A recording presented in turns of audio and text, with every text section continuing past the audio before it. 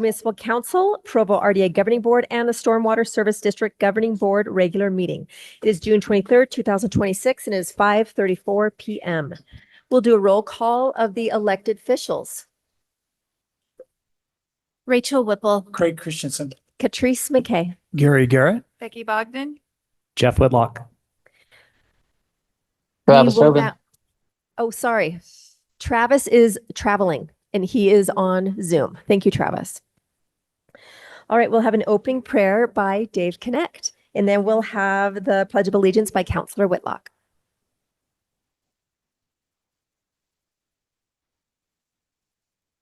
Our kind, dear Heavenly Father, we give thanks for the opportunity to meet here in this free country in Provo, Utah. And we give thanks for the elected officials who spend their time and efforts leading our city.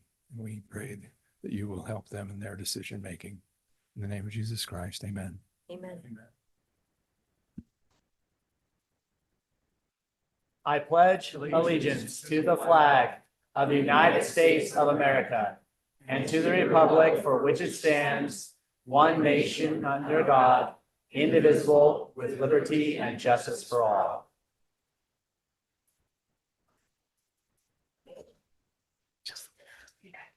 All right. Okay, we'd like to recognize Justin Harrison for 4 years of service as our Executive Director of the Provo Municipal Council. Justin has served Provo since 2022. And as a council, we got a lot of attention because we're public facing, but there's an enormous amount of work that happens in the background, and Justin carries a lot of it. He's been here for all the hard conversations, the long meetings, the weekend texts, the detailed financial questions, the rezones, the resolutions, and all the rest. In between, he found time to work towards his Master's of Public Administration, and that he will complete this year. Through it all, Justin has been thorough, fair, and responsive with everyone. Justin grew up in Clark County, Nevada, met his wife there, and was their principal management analyst and is now returning. Provo City is lucky to have been part of that story, and we are so thankful for his service here. He's going to be greatly missed. We have a really, really great council office right now, and he's been a blessing to all of us. So we'd love to get you down here, Justin, and take a picture, and we have something for you.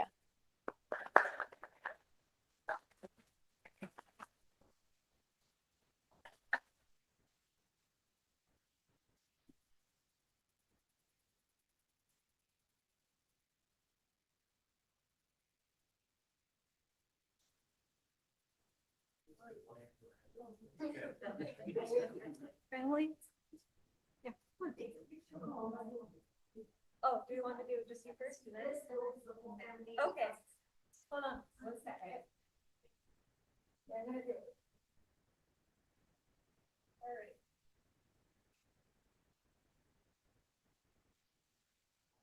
Now we'll do all.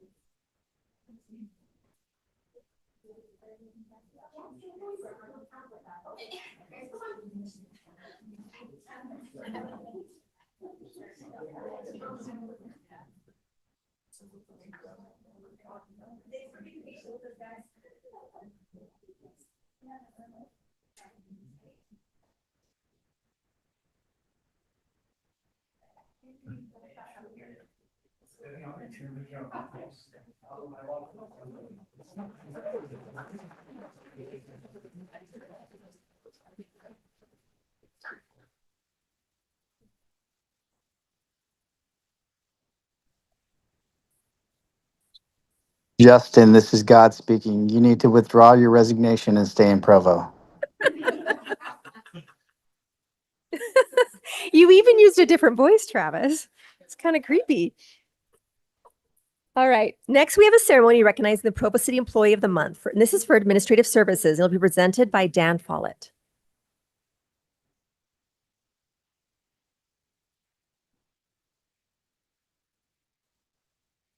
I'd like to invite Andrea Wright to come up.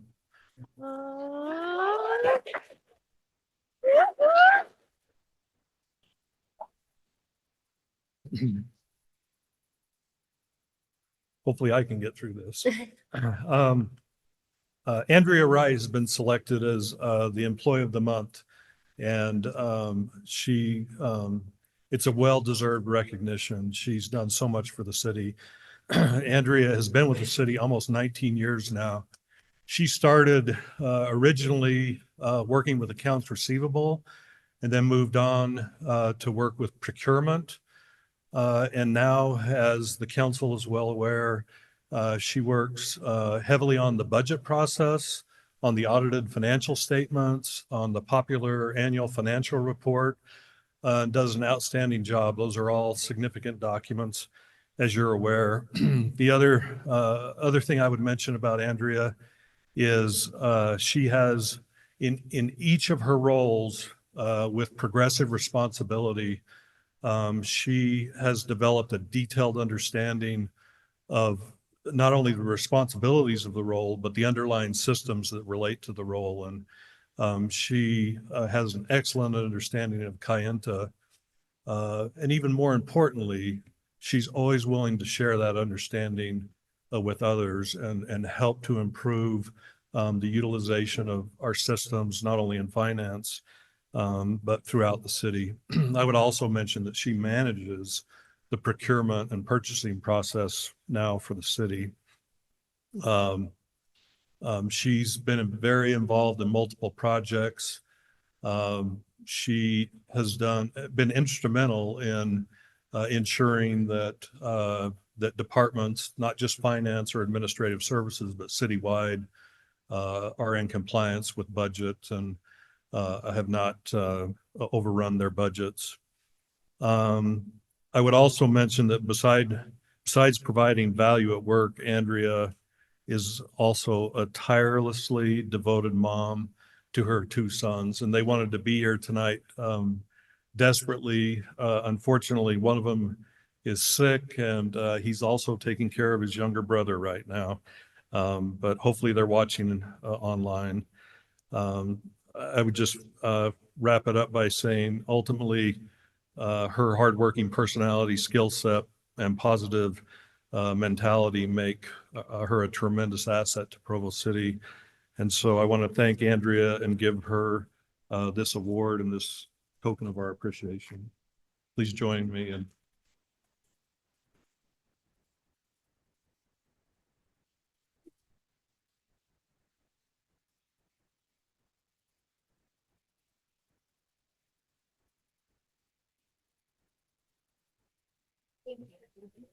Did you Thank get a you. picture? You guys want to do it?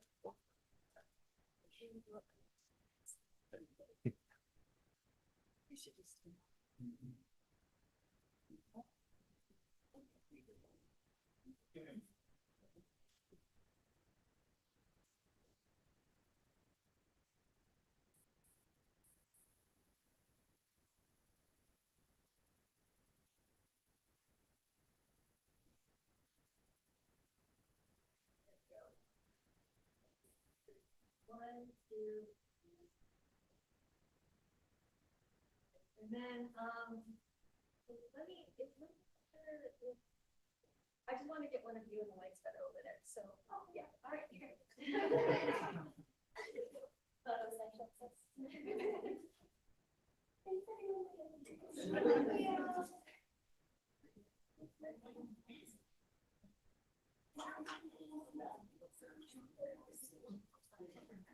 All right. As indicated on the screen, a required public comment will be held for certain agenda items prior to council action. After each such item has been presented, time to comment will be provided to all those who wish to speak. For items that do not require a public hearing, public comment will still be taken following presentation of the item, but will be limited to 10 minutes. At this time, up to 15 minutes have been set aside for an open public comment period, which is intended to allow comments on matters that do not appear on the agenda, but are limited to topics regarding municipal business or within municipal council purview. Persons who speak during this time to an item that is on the agenda will not normally be afforded a second opportunity to speak during the comment period specific to that item. During any public comment period, each speaker will generally be limited to 2 minutes. Due to noticing requirements, no formal action will be taken in this meeting on matters that do not appear on the agenda. Those with comments are invited to approach the podium. Those participating on Zoom will need to use the raise hand feature to indicate they wish to comment. The chair may choose to alternate between in-person and online commenters. Please begin your comments by stating your name and city of residence. You will have 2 minutes to speak. Is there any general? Go ahead, Dave Connect. Yeah, Dave Connect Provo. So got something for the council.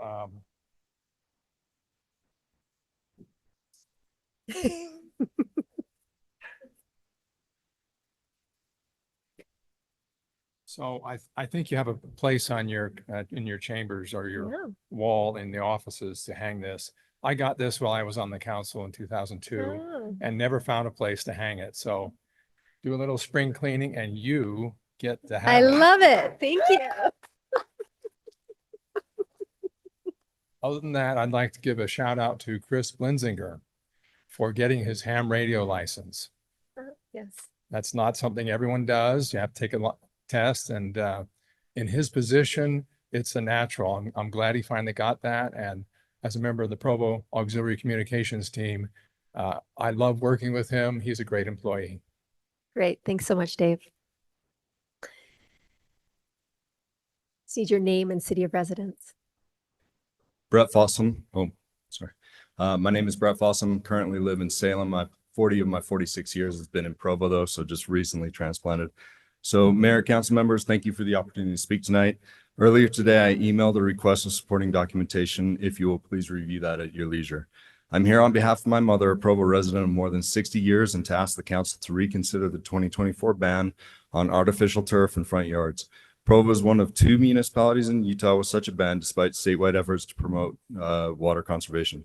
Utah has experienced drought conditions for 20 of the last 25 years, and Provo's own water conservation plan calls for sustainable landscaping with significant reductions in water use over the coming decades. For many residents, particularly seniors and those with health limitations, artificial turf provides a practical way to reduce water consumption while maintaining an attractive property. The EPA reports that outdoor residential irrigation accounts for nearly half of residential water use. Replacing traditional lawns with quality artificial turf can save tens of thousands of gallons of water annually. It also eliminates the need for fertilizers, herbicides, pesticides, and fuel-powered lawn equipment, reducing environmental impacts and ongoing maintenance costs.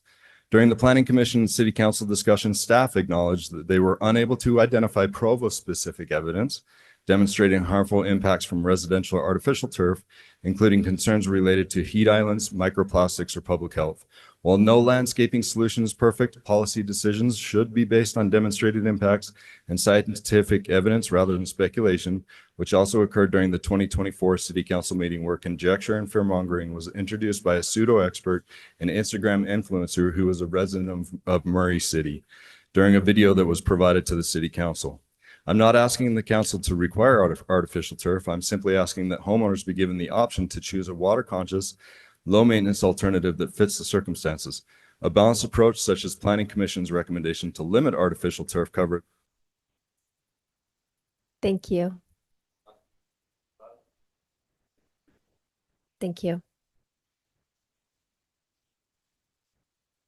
All right. Our first item of business is an implied motion on a resolution consenting to board and commission appointments, and this will be presented by Mayor Marcia Judkins.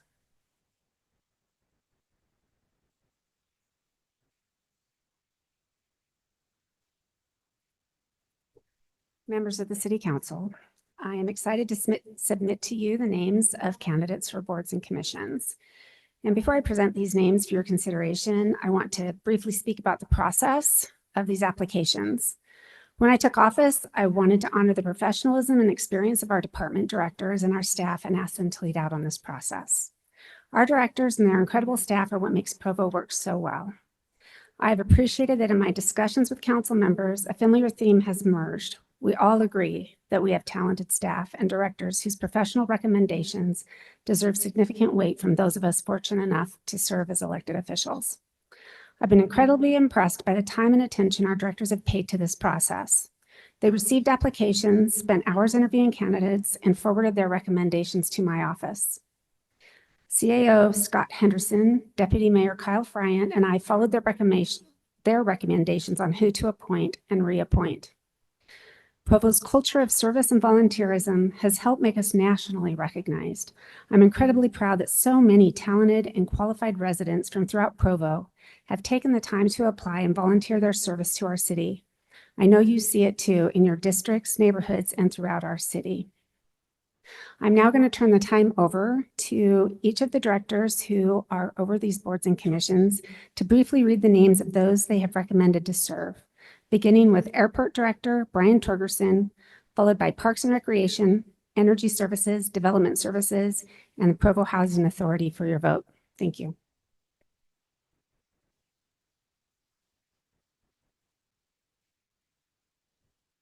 Good evening, Council. Thank you. Thank you, Mayor Judkins.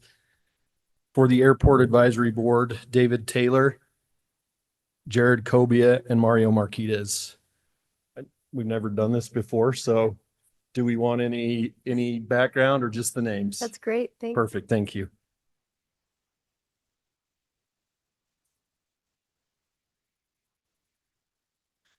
Good evening.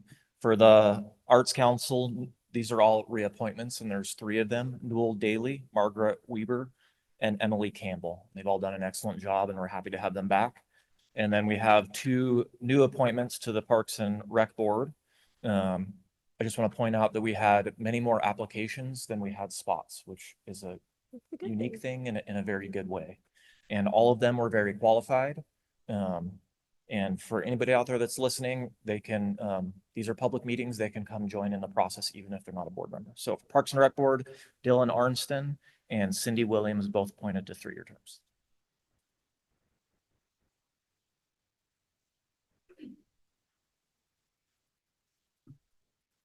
Good evening. These are the names of the individuals that I have recommended for Energy Board. Gary Winterton to be reappointed for another term. This term will expire on December 31st, 2029.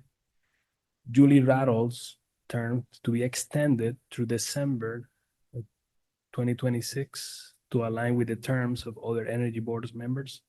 And then the new individual will be Marie Patrick to be appointed to fill an expired vacancy. This term would expire on June 30th, 2027. No, that's not correct. This will go through December 31st, 2029. Thank you. Thank you.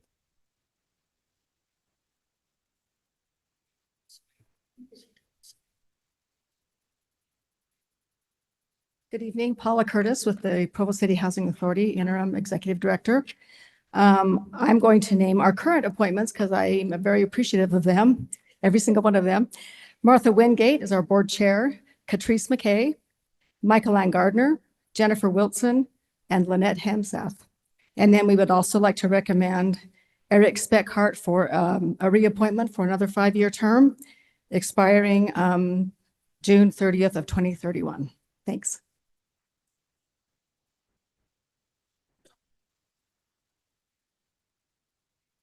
Good evening. From the Development Services Department, we have the following boards.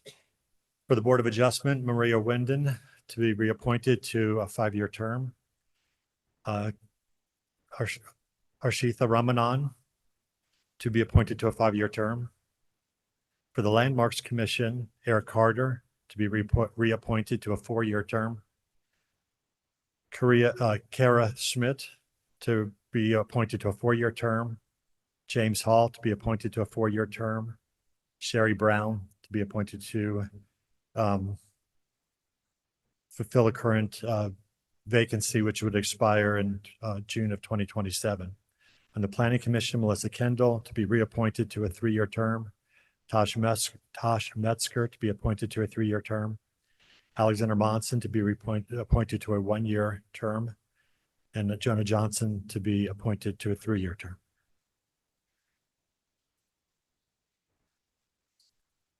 No. Oh, sorry. And then First 2 Planning Commission again. the Planning Commission, Melissa Kendall to a 3-year term, and also Planning Commission, Tosh Metzger to a 3-year term. The Planning Commission would like to have Joel Temple be the Planning Commission liaison to the Transportation and Mobility Committee.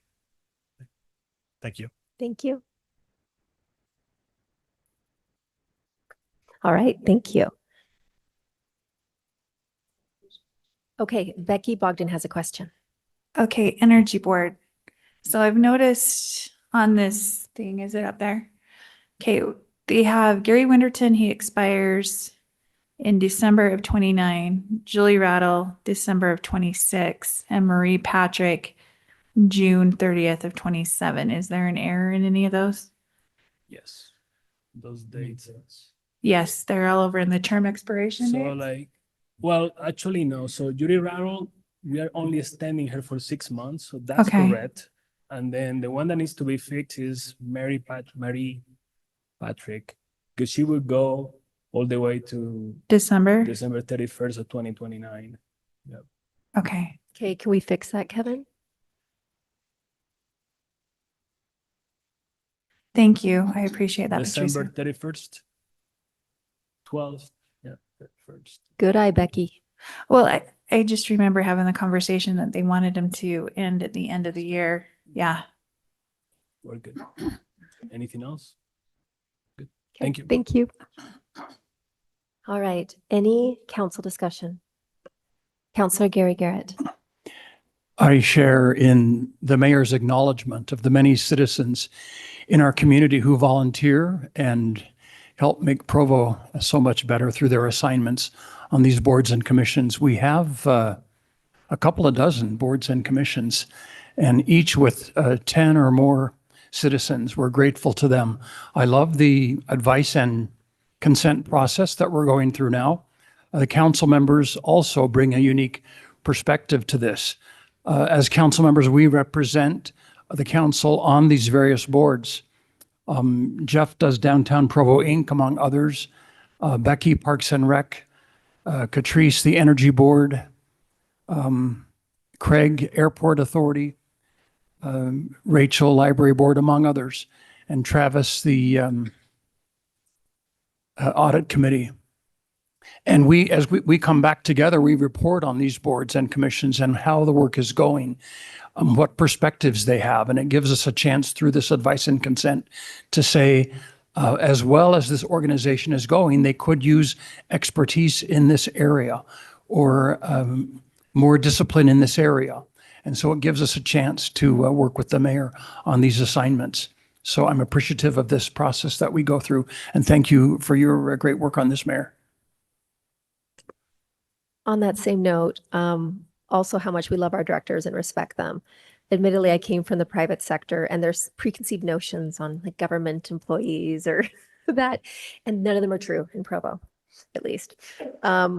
People work so hard. They're the experts in their fields, and we're just so grateful for all of their guidance and wisdom in guiding the city and doing the best that they can do for the citizens of Provo. Anyone else? All right, we will take a vote on the implied motion. Councilor Christensen.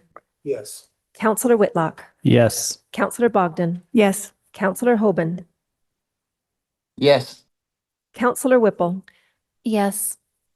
Councilor Garrett. Yes. Councilor McKay, yes. And that's 7-0. And Travis sounds completely different on Zoom than in real life. Okay, next a resolution appointing an individual to the Civil Service Commission, and this will be presented by Britton Johnson, the City Council intern. Hey, good evening, Council. This will be a pretty simple one. So this is a resolution appointing Daniel Friend to a 6-year term to the Civil Service Commission, and the council has reviewed his qualifications to serve on this commission and has determined that he meets the requirements of Utah Code Section 10-3-1003. Do you have any questions? Any questions for Britton? No, thanks, Britton. Okay. All right, any discussion on this motion? All right, we'll take a vote on the implied motion. Councilor Whitlock. Yes. Councilor Bogdan. Yes. Councilor Hoban. Yes. Councilor Whipple. Yes. Councilor Garrett. Yes. Councilor McKay, yes. Councilor Christensen. Yes. And that passes 7-0. Next, we have an implied motion on a resolution approving fire restrictions within the Provo City watershed. And this will be presented by Chief Jeremy Hedman. And Chief, also feel free, please, to talk about what citizens should do if they're worried about a fire someplace, or if they see anything suspicious, and if you want to call 911 or the non-emergency line, or what's the best thing to protect our city. Okay. Well, we'll start with the watershed. The presentation here is just to adopt the stage 1 level restrictions that the rest of the state has enacted in our Provo City boundaries, which includes the parks in Provo City as well as up Provo Canyon.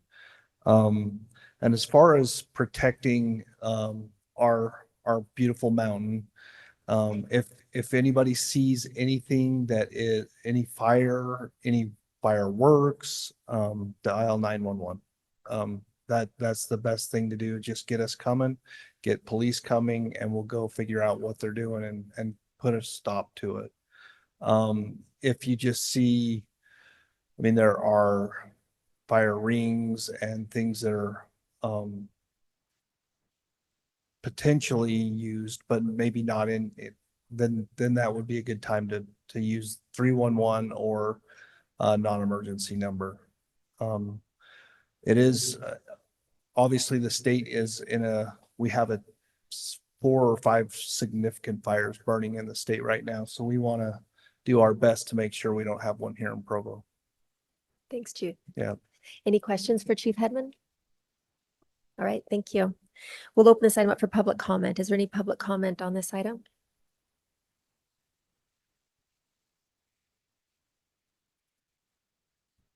Angie Carter, Provo. The fire chief didn't mention exactly what those restrictions would be, and maybe you heard them in your work meeting, but I wasn't at the work meeting. So could we just have a review of what those restrictions are so that as citizens, we're not running afoul of a resolution and we don't know what we're supposed to do? Great idea, Angie. Chief, do you want to expound on those, what the rules are?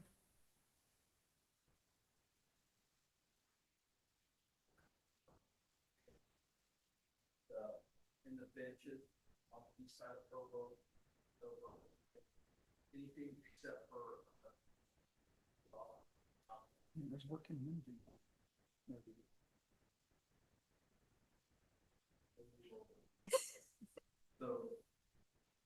No.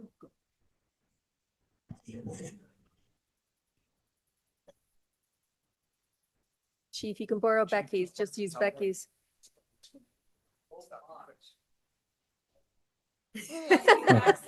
Hello.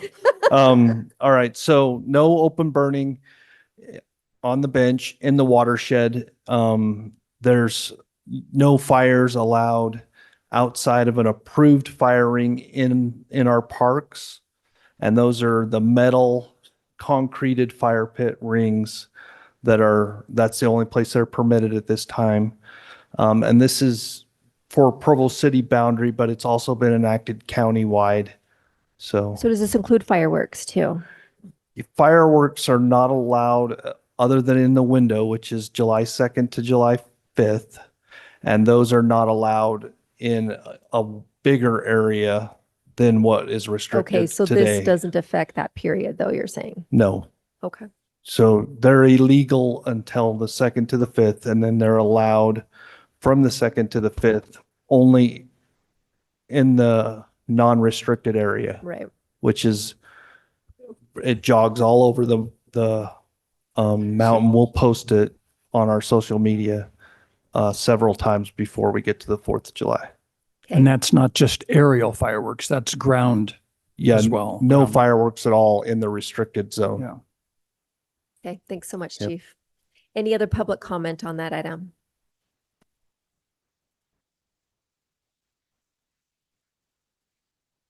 If you can please just give us your name and city. Try the other one. No, right there. Right there. I Try think that that one's one. working. Yeah. Can you hear me? Yeah. Great. Okay. I'm Crystal Blodgett. I live in Provo. My question is again to the fire marshal. He says that no fires are allowed outside of approved fire pits in the parks. Does this also include private property if we have approved pits on our own private property? I guess she's probably talking about fire pits or fires. Like, is it even like fire pits on private property?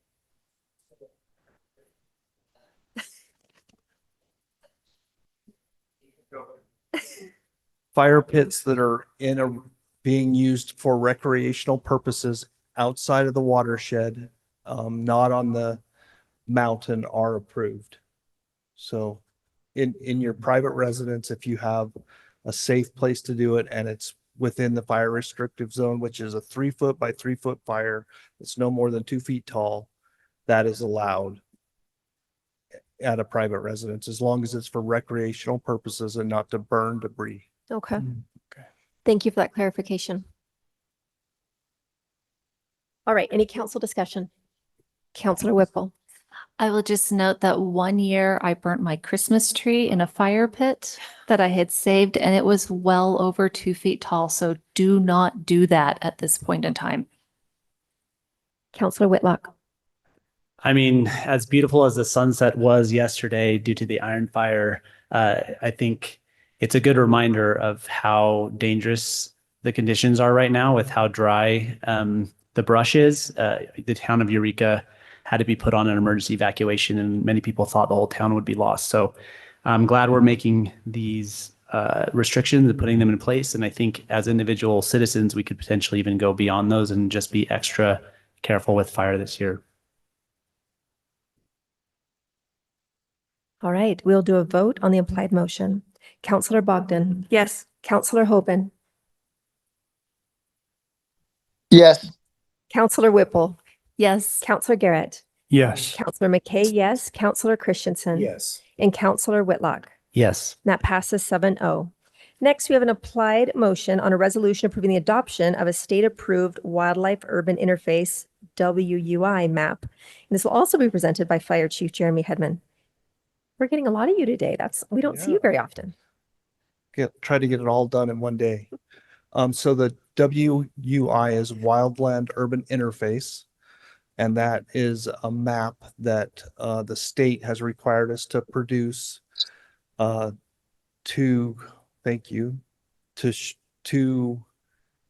protect or reduce the chance of fire growth in those areas.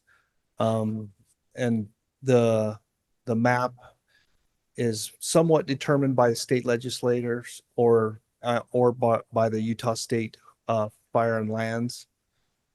We did modify it slightly to include a couple of ravines that were not in there, and made sure that it was covering whole properties and not just portions of them.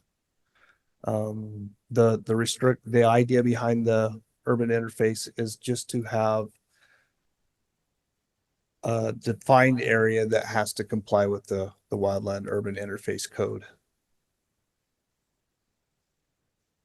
Any questions? Any questions for the chief? Okay. Any public comment?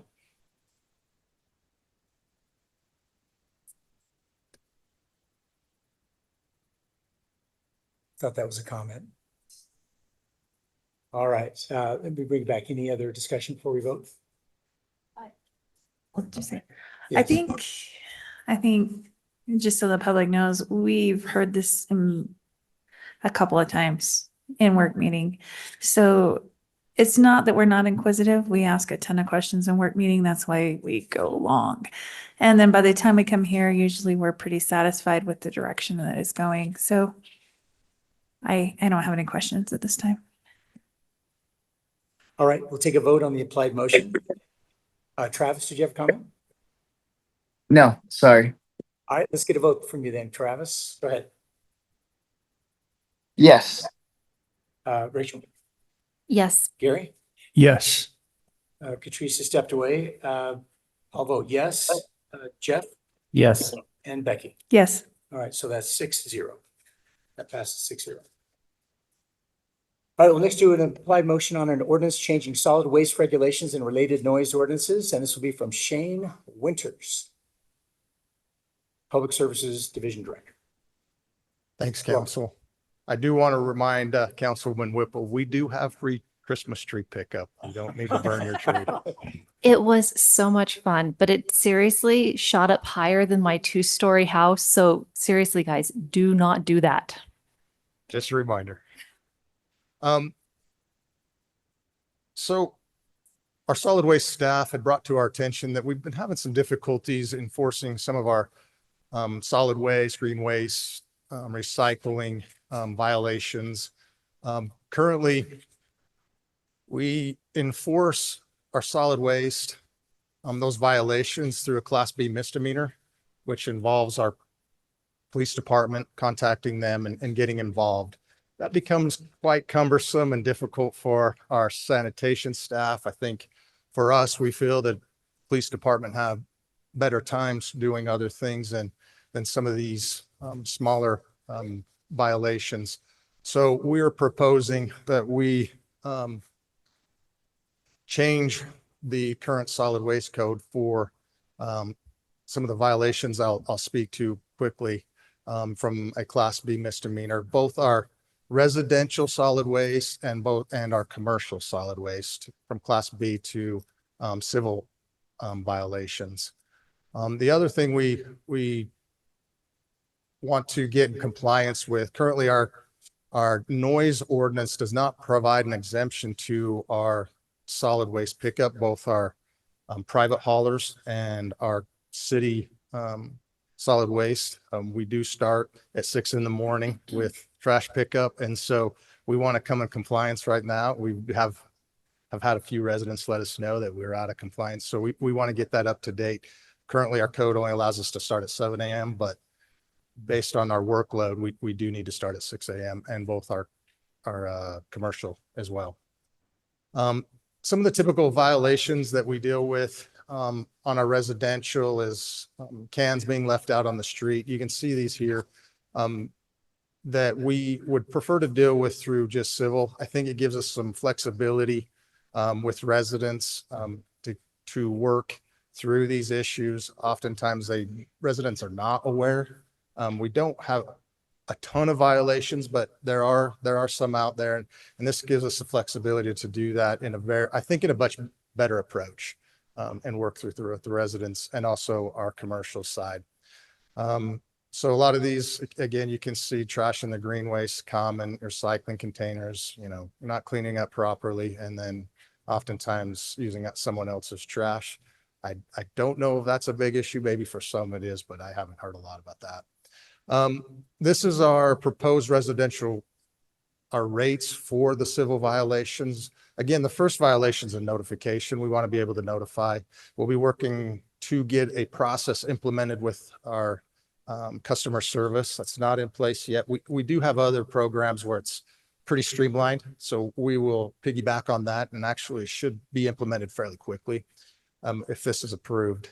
Second violation, of course, goes through the fine process, 25, 25.50, and then a letter, and then eventually removal of the green waste if we do have those that continue to violation. Again, this is going to be within a rolling 6-month period. So after 6 months, it completely resets.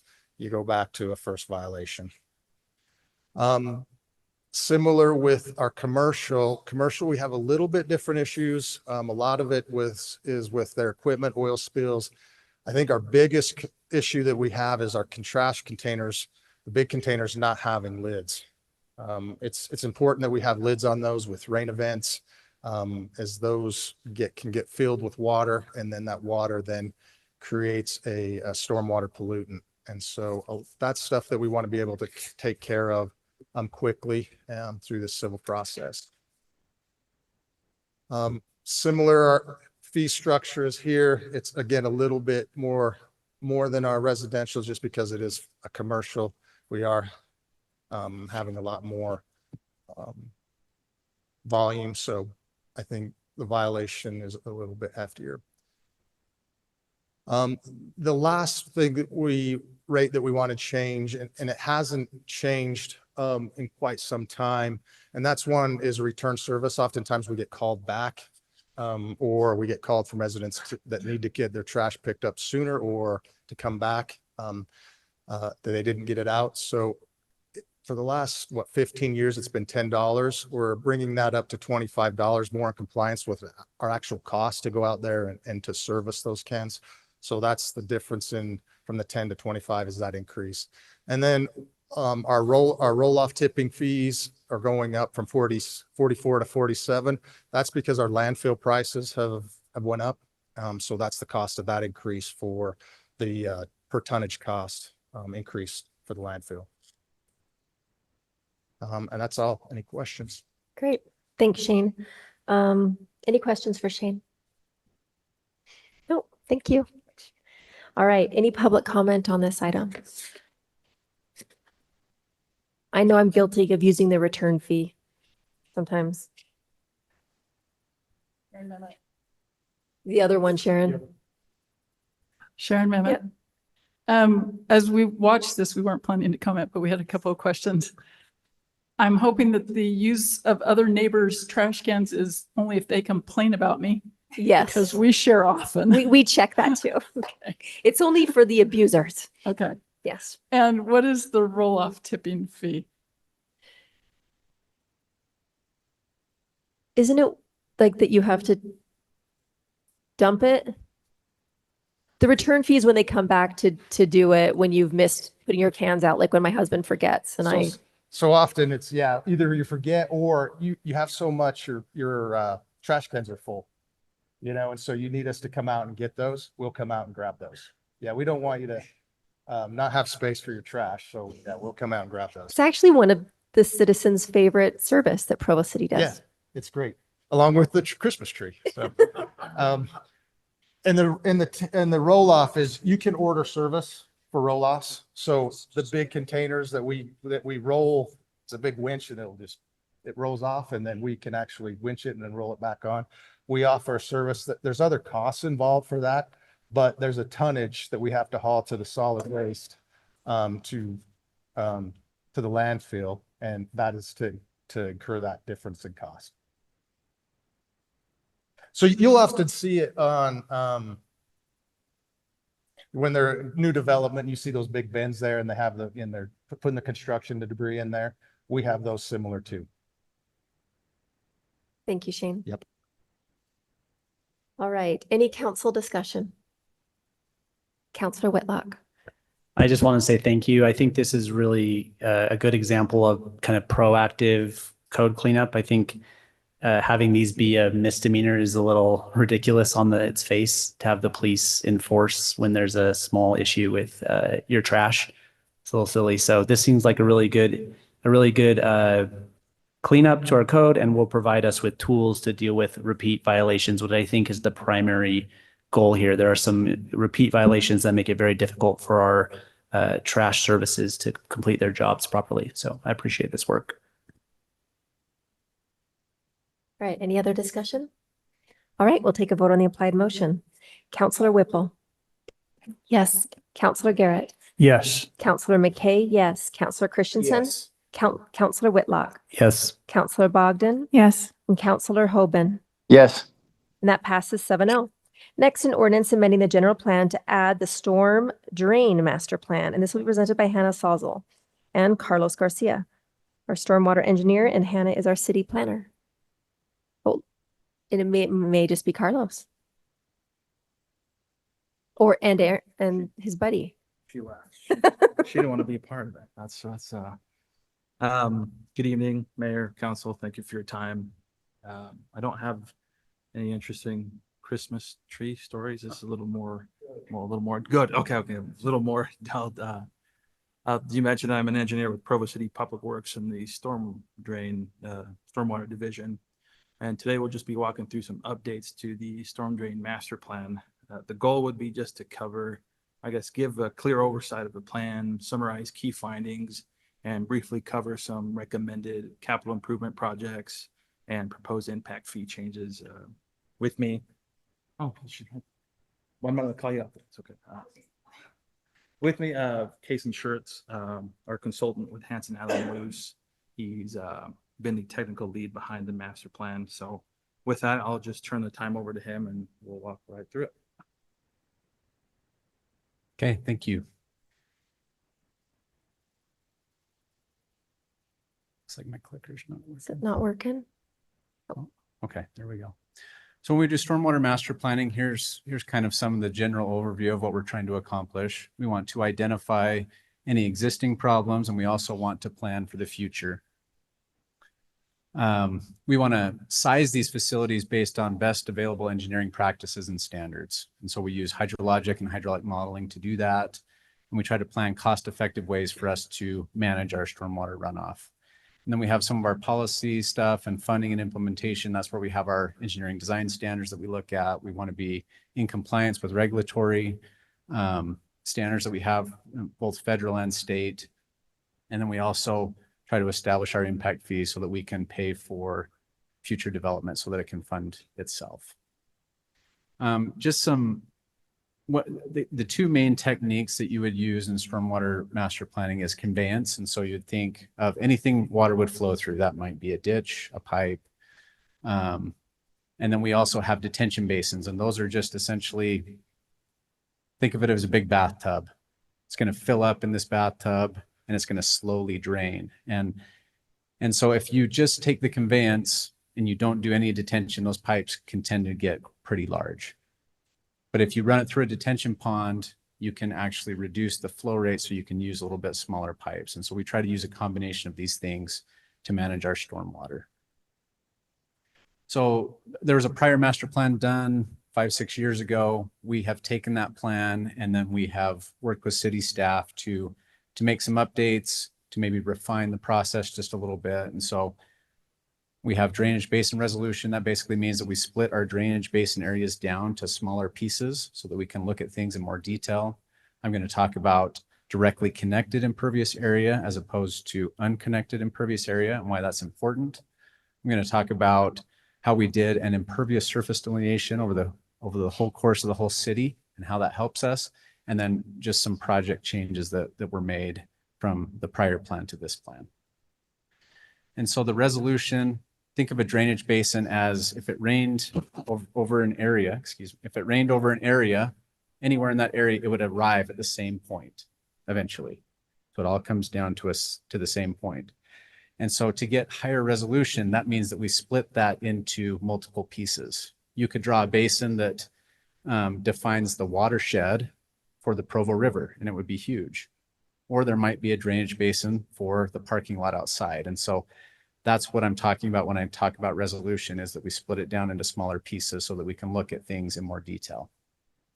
And so here's an example of this. The red basin outlined there is a basin that was from the prior master plan.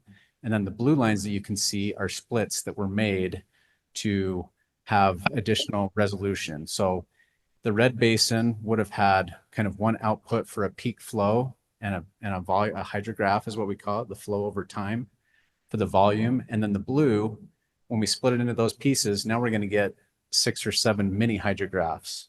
And so we can look at pieces of the city in more detail when we do that. When we have impervious area, it's really important in urban storm drainage planning because it creates the majority of the runoff that we see. And there's a difference between what's called directly connected impervious area and unconnected impervious area. And this graphic here illustrates that. If you look at the driveway there, it has a clear path. It's sloped towards the road. The water has a clear path to go right into the catchment basin there at the bottom of the driveway, right into the pipe. That is directly connected. And then you have a roof where the downspout is going onto the grass. And so that water would then have opportunity to seep down into the ground. And so those two things need to be treated separately because they hit our systems differently.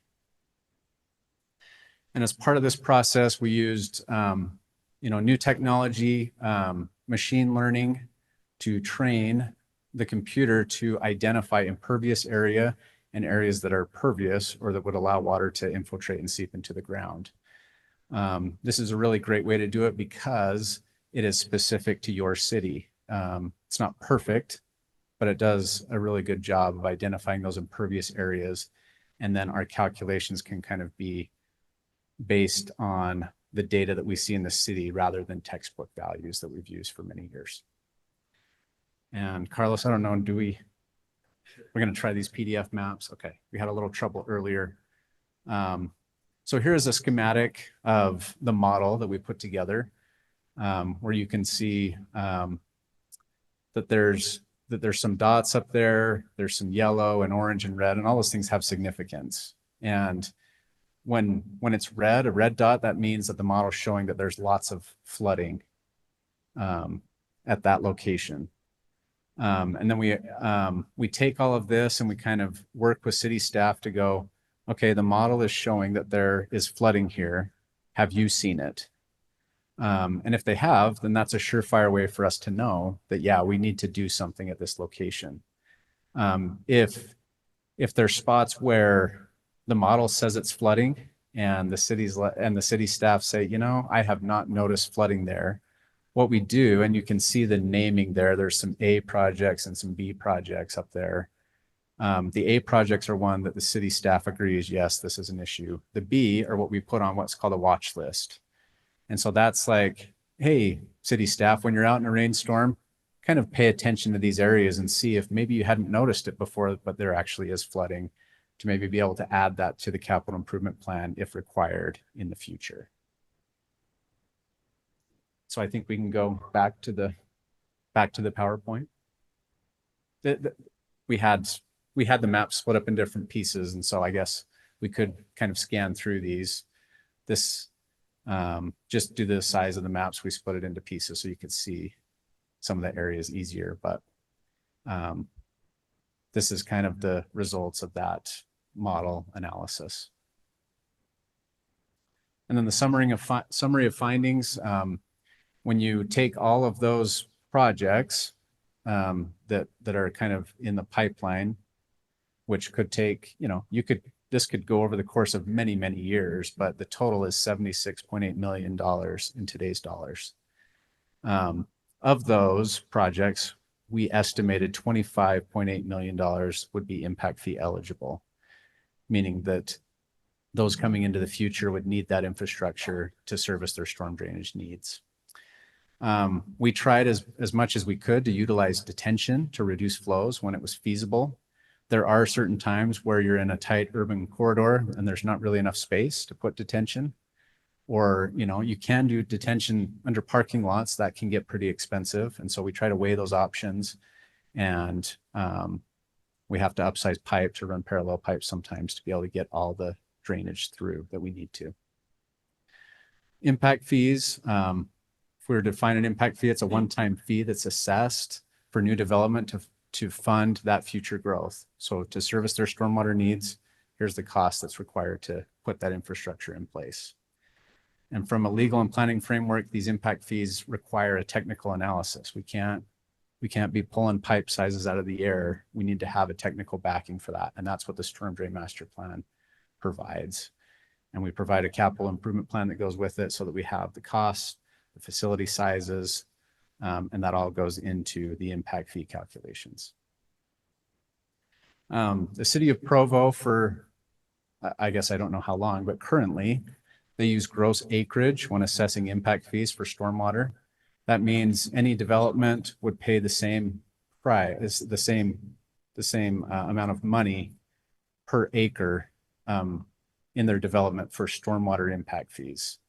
And there's kind of two schools of thought on this. There's also many cities that use a stormwater ERU approach, where you define what a typical is based on residential properties. And so if you think back to our impervious surface delineation, we took that and we basically went into our GIS software and we said, what is the average impervious area for residential parcels? And it gave us a number, and then that number then becomes our equivalent residential unit.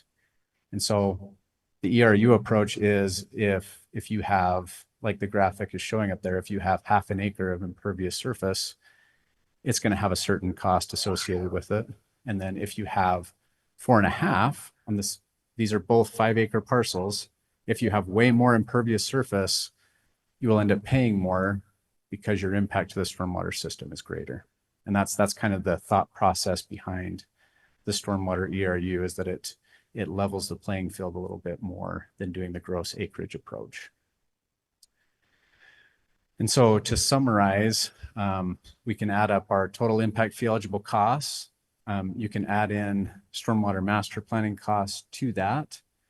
And then we estimated how many ERUs from a stormwater perspective remain to be built in Provo City.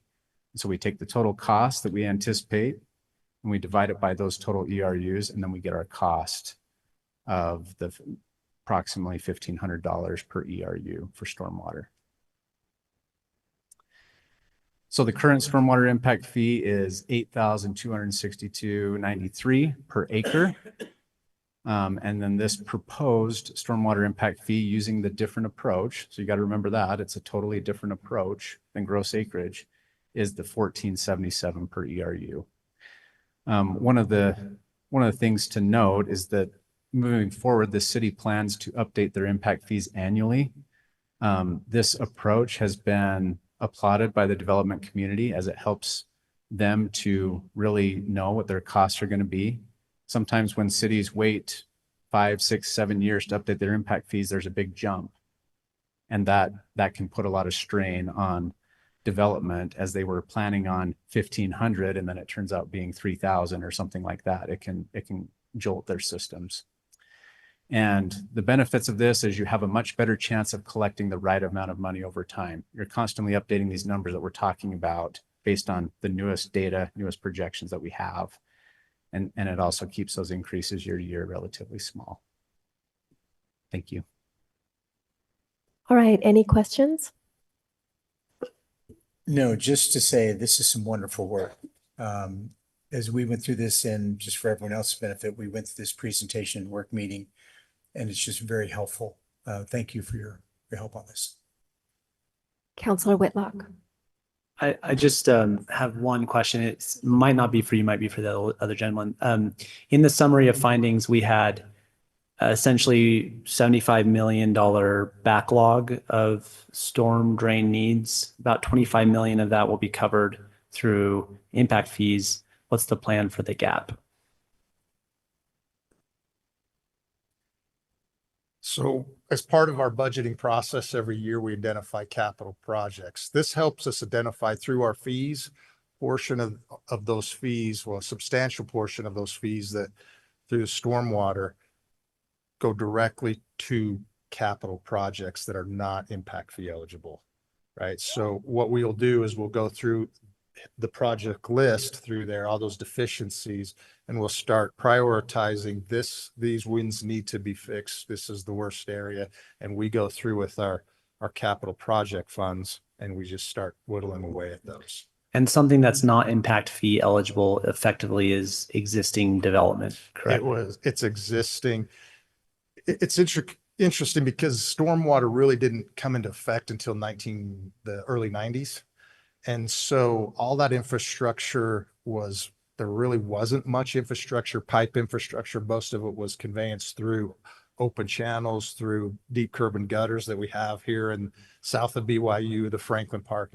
So those are deficient. There is no, what we'd really consider a sufficient stormwater system. So we are still catching up in those areas. And that's really primarily where we are focusing our current capital funds towards those projects. Thank you. And if I may add, we had in my area near Buckley Draw, we had a kind of a microburst event, which led to the mudslide. And I will just say that a good stormwater system is very, very, very critical. And that experience, I think, helped us all appreciate that. So we want to thank you. You're on top of this so that we can serve our needs. Thank you. Thanks, Shane. All right, we'll open this item up for public comment. Is there any public comment on this item? All right, council discussion. We'll take a vote on the implied motion. Councillor Garrett. Yes. Councillor McKay, yes. Councillor Christensen. Yes. Councillor Whitlock. Yes. Councillor Bogdan. Yes. Councillor Hoban. Yes. And Councillor Whipple. Yes. So that passes 7-0. Next, an implied motion on an ordinance amending the general plan to update the Wastewater Collection Master Plan. And this will be presented by Lane Pierce, Water Resources Engineer. Yes, thank you. I will be brief. I do have a presentation also. see, there we go. We did have Bowen and Collins did prepare it, and that's why their name's on the slide. Just for quick introduction, there is no impact fee or rate recommendation in the wastewater master plan. What we do, in the wastewater master plan is basically to analyze our sewer system throughout the city and how it's performing. One of the first things we do is we model the system to see the capacity that is in the sewer capacity that exists in the pipelines. And this shows the capacity, what percent it's full. Red shows it's getting full, or we don't want pipes that full for surges or big events. But as you can see, our current system is in good condition. Capacity for capacity future. Suppose we did nothing and we left our sewer system the same and people kept constructing. Obviously, we'd need to upsize a few areas. The red and the black is where we'd need to upsize our pipes. This slide shows the age of our infrastructure. That is also part of the wastewater master plan. On the left is a table of percentage of pipes at certain ages. And we, as discussed before, we believe about 70 years-ish is the lifespan of a sewer pipeline. This slide shows the expected rehabilitation replacement needs, meaning the sewer pipe that we have in the ground will have to continue to replace and to rehabilitate. And it kind of shows an average of roughly 5 million a year is what we need to spend on it. And then it has the green line, that's a moving average, and it shows when pipeline expires. And as discussed, the large graph points are because all the data, we had to assign a date to a data that we didn't know what date it was. And so we put the same date for everything on those datas, and then it became large. And as Keith said, next time we'll spread it out so it's not one big column. And then finally, the capacity shows, this shows the projects where the capacity, where growth is expected and where our pipelines are becoming full and what projects we'd need to do. And it shows it in the next 5 years, 10 years, 5 to 10 years also. And finally, this slide indicates the cost of the projects when we expect to do them, the system replacement, that rough $5 million, and then the debt service we've incurred by building large projects like the wastewater treatment plant. And any questions? Any questions? No, thank you. All right, we'll open this item up for public comment. Any public comment on wastewater collection master plan? All right, council discussion, any discussion? All right, we'll do a vote on the implied motion. Councillor McKay, yes. Councillor Christensen. Yes. Councillor Whitlock. Yes. Councillor Bogdan. Yes. Councillor Hoban. Yes. Councillor Whipple. Yes. And Councillor Garrett. Yes. So that passes 7-0. Next, we have an applied motion on an ordinance amending Provo City parking standards for specific uses and locations. And this will be presented by Aaron Ardmore, the planning manager. Thank you, Council. As we discuss this at length today in our work session, I'm just going to give a quick overview of the proposals, kind of broken down into 3 different sections in our code. The first is in section 1437050. We are proposing to add a reduction for development around BRT stations, UVX stations. So new development, redevelopment around those for commercial multifamily mixed use could receive a 50% reduction if they met certain criteria. So that's the first proposal. Oops. The second proposal is in the next subsection in the chapter 1437060. That is where all the different parking standards for different uses are located for Provo. In this section, the proposal is to adjust the parking requirements for development, redevelopment, new development around BYU. The proposal there is to, within an 1/8 mile of BYU, to allow for a 0.5 parking stall per tenant, and within a 1/4 mile, a 0.8 per tenant plus a 0.2 per unit. And then the third proposal is to 1437080 to allow off-site parking to be counted for apartments, where in the city we already allow that for commercial development, industrial development. This would add apartment or multifamily development to that list with certain criteria there as well. All of these proposals are trying to meet some goals of redeveloping and bringing new development into areas of the city that have been identified in the general plan and through zoning and through other appendices of the general plan as areas that we would want more density, as we'd want redevelopment to happen. So these proposals are to try to make that a little easier for development to come through. That might be it for a summary, unless you have questions. I also had some response for questions that came up in work meeting today. The main question that came out of that for me to bring to you tonight was the parking inventory in Joaquin, North Joaquin, just south of BYU campus. These are old numbers. This is when the Joaquin plan was adopted. And what year was that? 2013. So take that into account. But at the time, we did a total inventory of units, occupancy, parking on and off street. So spaces per unit within that neighborhood, the entire neighborhood, from BYU campus down to Center Street and University to 9th East, is 2.22 spaces per unit, which equated to a 0.7 spaces per person. So those numbers are likely to have changed in the last 13 years, but that gives you maybe some good perspective of where that neighborhood's at. But that's all I have prepared, unless you have questions. Could you repeat those again? It was... Yeah, 2.22 spaces per unit, per residential unit, which is a 0.7 per tenant.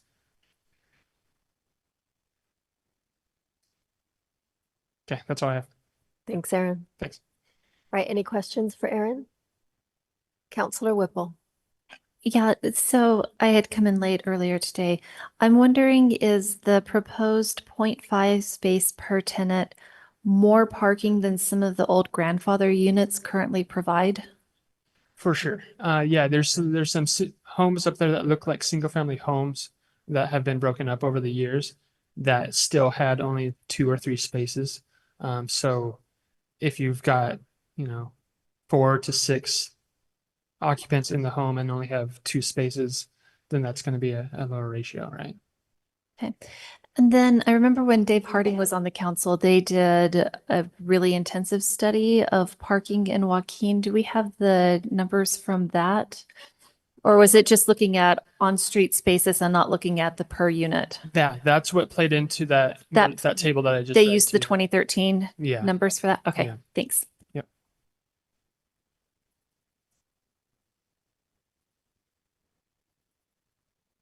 All right, any other questions for Aaron? Okay. All right, we'll open this item up for public comment.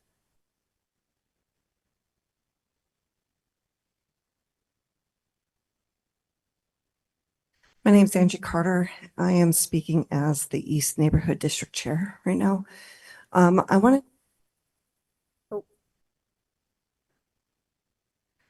to know if this proposal deals with the Provo South, the Slate Canyon areas, because we have extensive parking issues up there.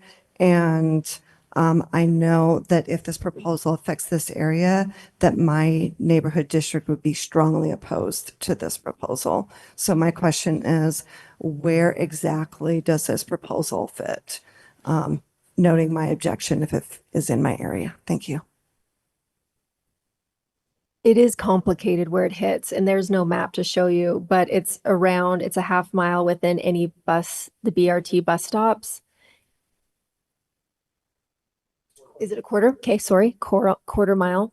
And then 1/8 of a mile within BYU in some parts, and 1/4 of a mile there's different percentages depending on so it's within a radius of BYU up to 1/4 mile, and the BRT bus stops up to 1/4 mile. Well, it's also another part is 1/4 mile. There's 2 different parts of it. So Is it just the BRT bus stops or any bus stop that's on that route? Because Just we the have bus BR stops in our area BRT and Front that Runner. are on 900 East No. that flow No. into that. BRT and Front Runner. Okay.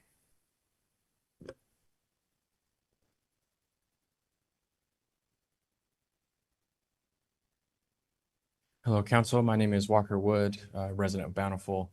I'm here representing the Park Plaza ownership group. We recently acquired this property across the street from campus. This is one of the subject sites that would be applicable for some of the proposed changes. We've been working with planning staff and appreciate the opportunity to come to you and talk about some of the proposed changes.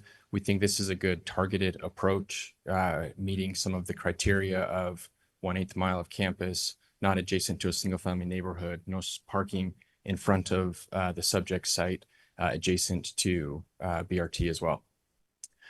We've developed student housing around the country and have different ideas of how to try to mitigate the parking demands. With this current proposal, we think the building as is an interesting case study for what the current code would allow for. So currently that building, which we're have just completed asbestos on and will remove, demolish that building. There's 45 units, 106 parking stalls. There would be a insufficient number of stalls for that.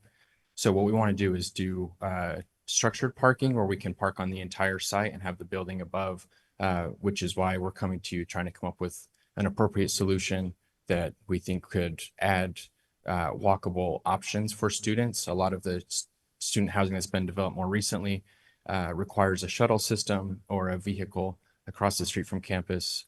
We have different options, including scooter rentals available, cars that would be rented from the site and return. A lot of the parking for students is to store their vehicle, not to use it on day-to-day trips. So we have some ability to mitigate some of that, including through leasing. Appreciate that my time is limited and would love to continue discussing some potential solutions. Thank you. One question. So 45 units, 2 students per unit or 4 students per unit? Yeah, fair question. So the current, we typically do 2-bedroom, 4-bedroom, and 6-bedroom units because students typically will bring a roommate, if not multiple, but we generally avoid the odd number of units. So on average, just north of 3. So with 45 units, that would be 135. Okay. Total beds. And 106 parking stalls. Thank you.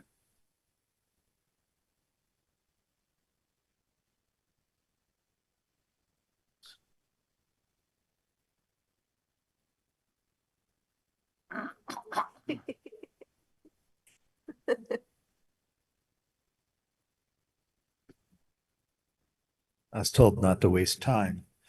Paul Evans in the Pleasantview neighborhood. Thanks for the opportunity to comment. I personally support the goal of the council and the city to encourage transportation or transit-oriented development or TOD development in the right places in Provo. I mean, that's a great direction to head. But north of campus, where we have the BYU Stadium UVX stop, the BYU North Campus UVX stop, those are not locations that are appropriate for this parking reduction overlay. These 2 stops, we also remind you that the neighborhood is completely surrounded by BYU. So your definition of what is BYU needs to be clear as you go forward. So when you draw a 1/4 mile radius around those stops, the circle falls almost entirely over the long established single family neighborhood south of Stadium Avenue. This area is not a TOD corridor. It's not planned for higher density, and there's nobody requesting for those changes today. Although in the past, as a neighborhood, we've dealt with a developer who wanted to create high density in that area. Importantly, the type of housing the ordinance is meant to incentivize does not exist within that radius. The nearest high-density housing, Timp Towers, Stadium 150, Timp Gateway, Long Glass, and the Hill subdivision are all 1/2 mile away, not 1/4 mile. So the overlay would not support TOD housing. It would only place development pressure on a stable, owner-occupied neighborhood. So for these reasons, I request that you do not Thanks, Paul. We're going to take a Zoom comment. Okay, we have a number of Zoom comments. We'll take the first one. Just say your name and the city of residence when you start your comment, please.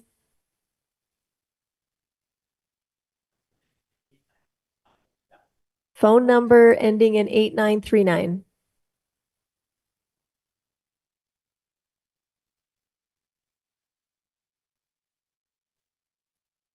We can't hear you. Can you hear me now? Yes, we can.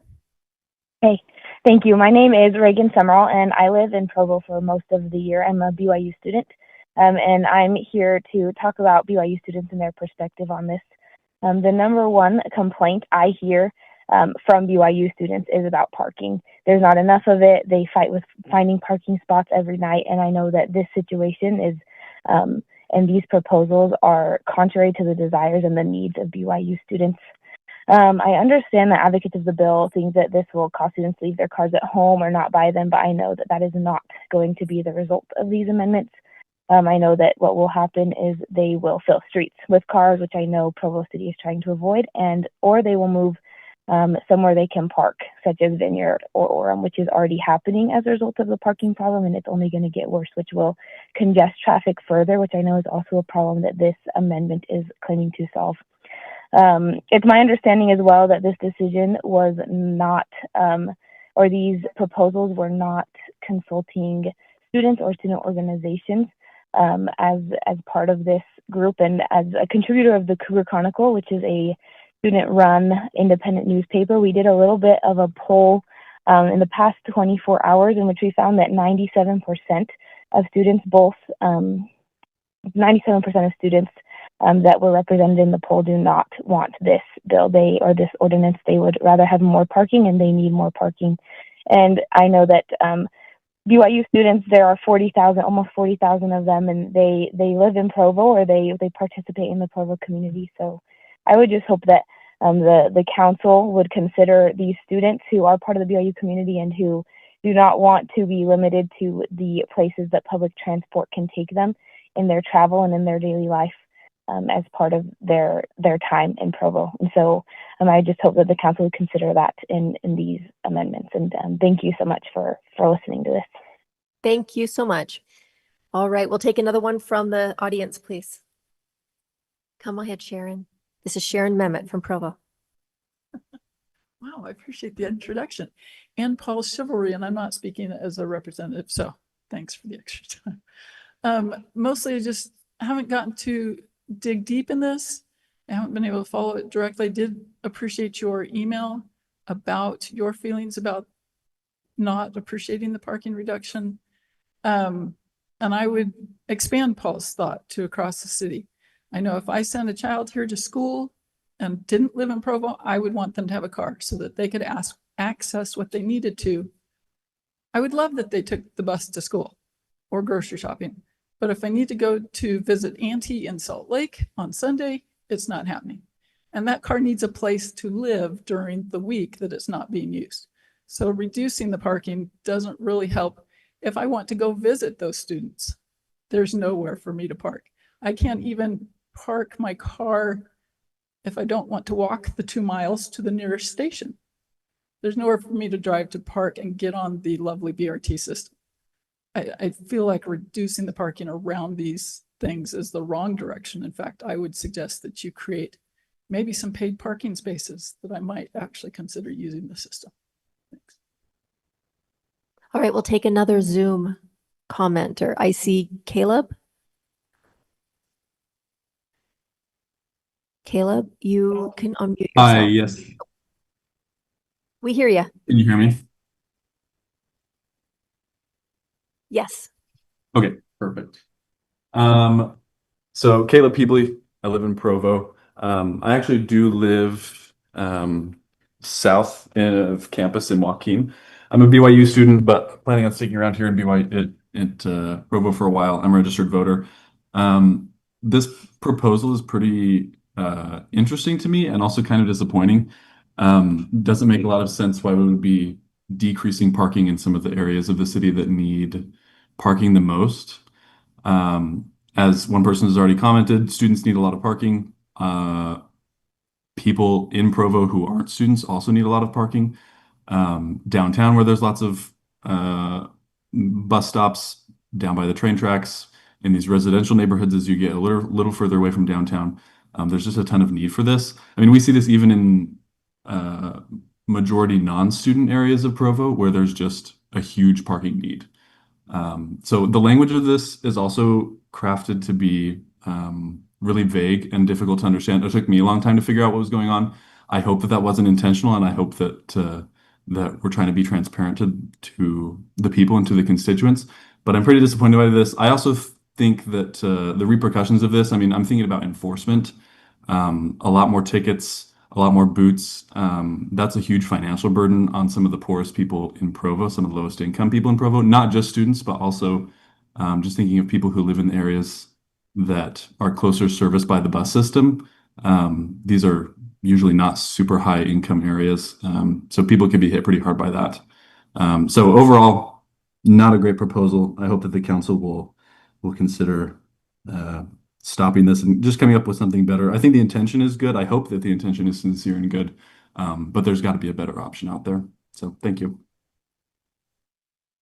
Thank you. Okay, we'll take a comment from the audience.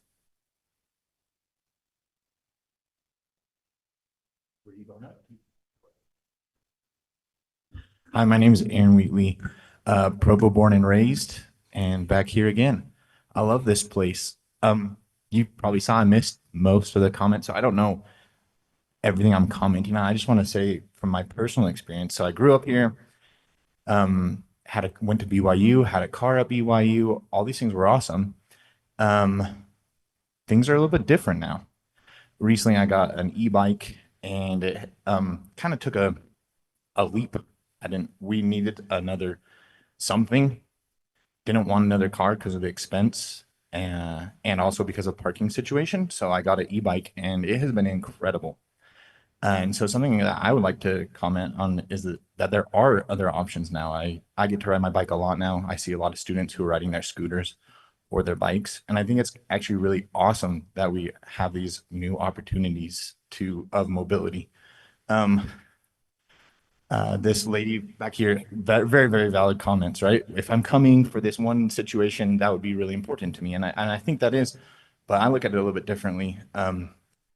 Someone I'm close to, I'm not going to name a name, but they said, oh, I could never get one of those automatic water heaters because what happens in the event that there's an earthquake and my water is severed and I can't use it, and then I have no backup water, and it was like this 1 in a million opportunity or chance that happens. And she's like, I need to have that security, and that's fine, and that's valid, but I want to be honest about what we're saying is, okay, so if you come and visit, take the bus.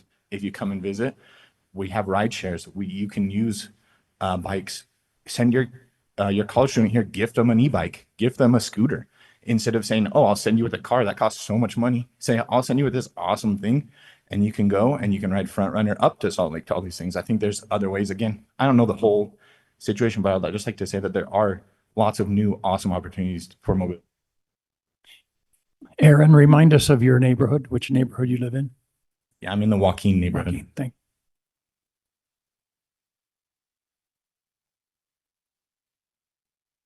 Just give your name and your city. Perfect.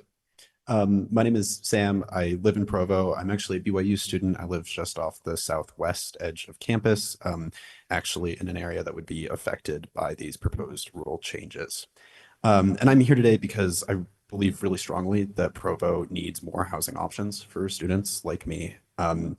Evidence here in Provo kind of broadly suggests that parking is a major obstacle to new housing, and some of like the biggest, densest new-ish development, most notably the Village located at the intersection of 500 North and 600 East, have required kind of special parking exceptions and approvals to get developer interest. I would also add that just sort of as a student, I think that folks like me just need extra flexibility and options for both housing and transit. And I would add that I really appreciate some of the increased walkability and transit options that have been added to the areas south of campus in recent years.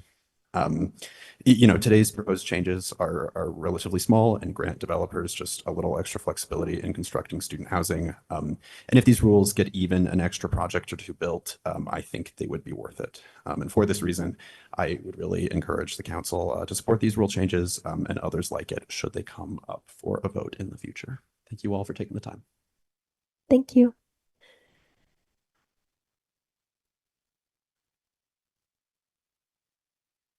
Hi, my name's Marin. I live in the Joaquin neighborhood, and I would just like to say that I'm a BYU student and parking is so difficult. And I was actually looking up some stats before I came up here, and there's been about a 10% increase in the student population from 34,000 to 37,000 in the last 10 years. So before it was 13 years ago that those stats were taken with the amount of parking spots. And so now there are a lot more students so it would probably be a lot less parking spots per person. And then there's also, it's about 64% of students are from out of state. And I am from out of state, and I didn't have a car my freshman year. It was really difficult. I used public transportation as much as I could, but having a car now is a game changer. And so I understand the scooters and the bikes, like those are great. And I think it's a really great opportunity to help with the environment and things like that. But I also think that cars are non-negotiable. We live in a place that isn't like South Campus is very walkable, but the rest of Provo and the rest of Utah, getting to other places in Utah, I definitely would need a car. And I need a place to store my car. And so these are all things that I would like you to take into consideration, because a lot of students are facing difficulties with finding parking, because at all of these apartment complexes that we're living at, they all are monopolies, and they're not making parking easy for us. And it's an extra $50 to $100 per month to have a parking spot at the place that we're living. And so it's a lot more expensive to buy a parking spot. And then if we don't, then there's not a lot of street parking, and we have to park super far away. And it's really difficult in the wintertime too, because it's just not a very walkable city in the wintertime. And so thank you so much. Thank you. All right, we have another. Did the Zoom one leave? Oh, we were too long. All right. Any more? Welcome.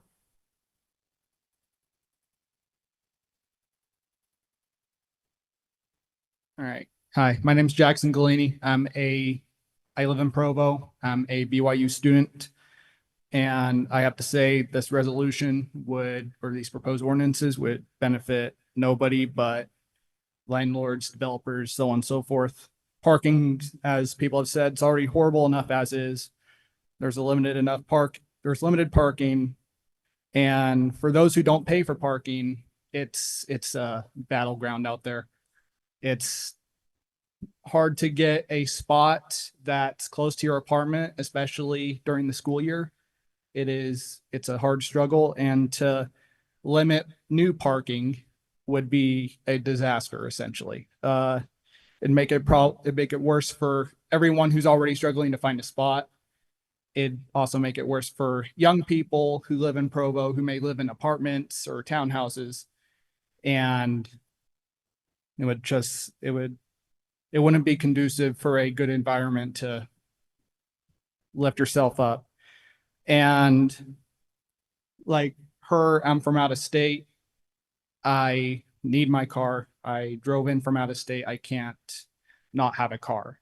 And it's the same thing with tens of thousands of people who go to BYU, provide tax benefits for Provo, and it's just unrealistic to say that we can't have cars. We have to only take the bus or public transport or so on and so forth. And I also think it's disrespectful for the students that live in BYU that go here. It's disrespectful to propose this during the summer when most of these people are gone. And that's about it. Thank you for your time.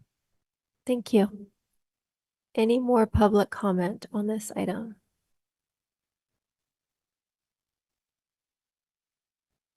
Jason Miller. I don't know where he lives.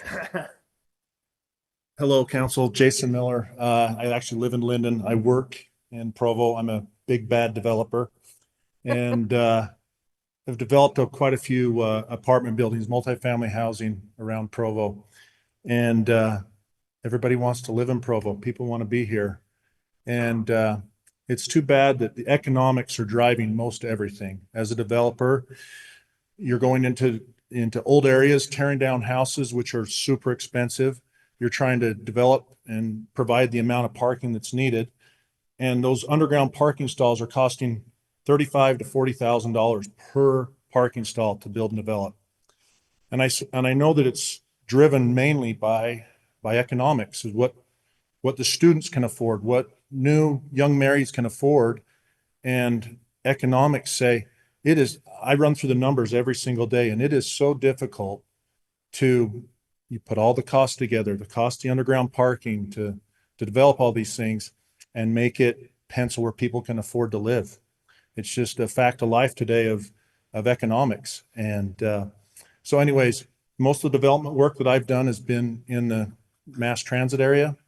I would support the reduction in those areas. Anyways, it's my thoughts. Jason, have you developed anything south of campus, any of the apartment? I have done some complexes? in that area. It's all been done under the current requirements though. Okay, thank you. Yep.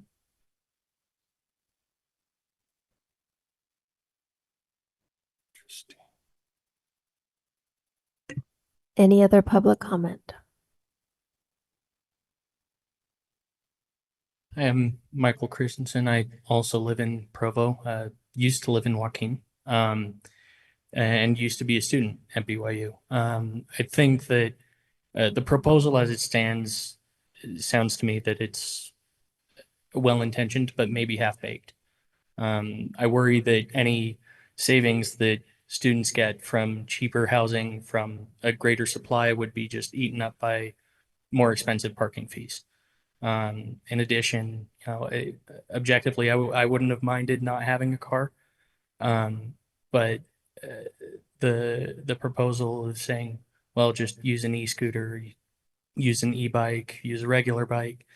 I mean, those are nice during the summer, but while students are in their apartments, while they're living in Provo, it's very often not really a reasonable solution. If there's ice on the roads, I can't use a scooter. If Provo drivers are the way they are, then maybe I don't want to drive or ride a bike. It also makes it very difficult, the fact that BYU does not allow us to operate those on campus. You can get to the edge, but oh gosh, now I have to, find a place where I can actually set it up, put a lock on it, and then go to class. It doesn't make it any better than just having a car, especially if you're thinking like an e-bike. That's as much as a cheap car anyway.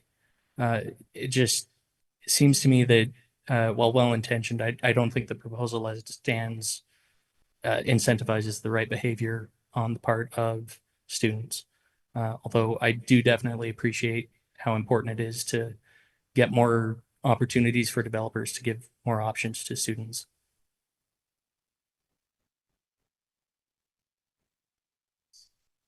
Any more public comment? All right. Oh, Bonnie Morrow, she lives in Provo. I'm actually in North Timpview, but I'm speaking from 35 years of experience in Provo. I did own a house in Joaquin when I was a student, actually. When I drove here, I saw numerous no parking tow-away zone. I had to drop off my ballot at Provo City Library.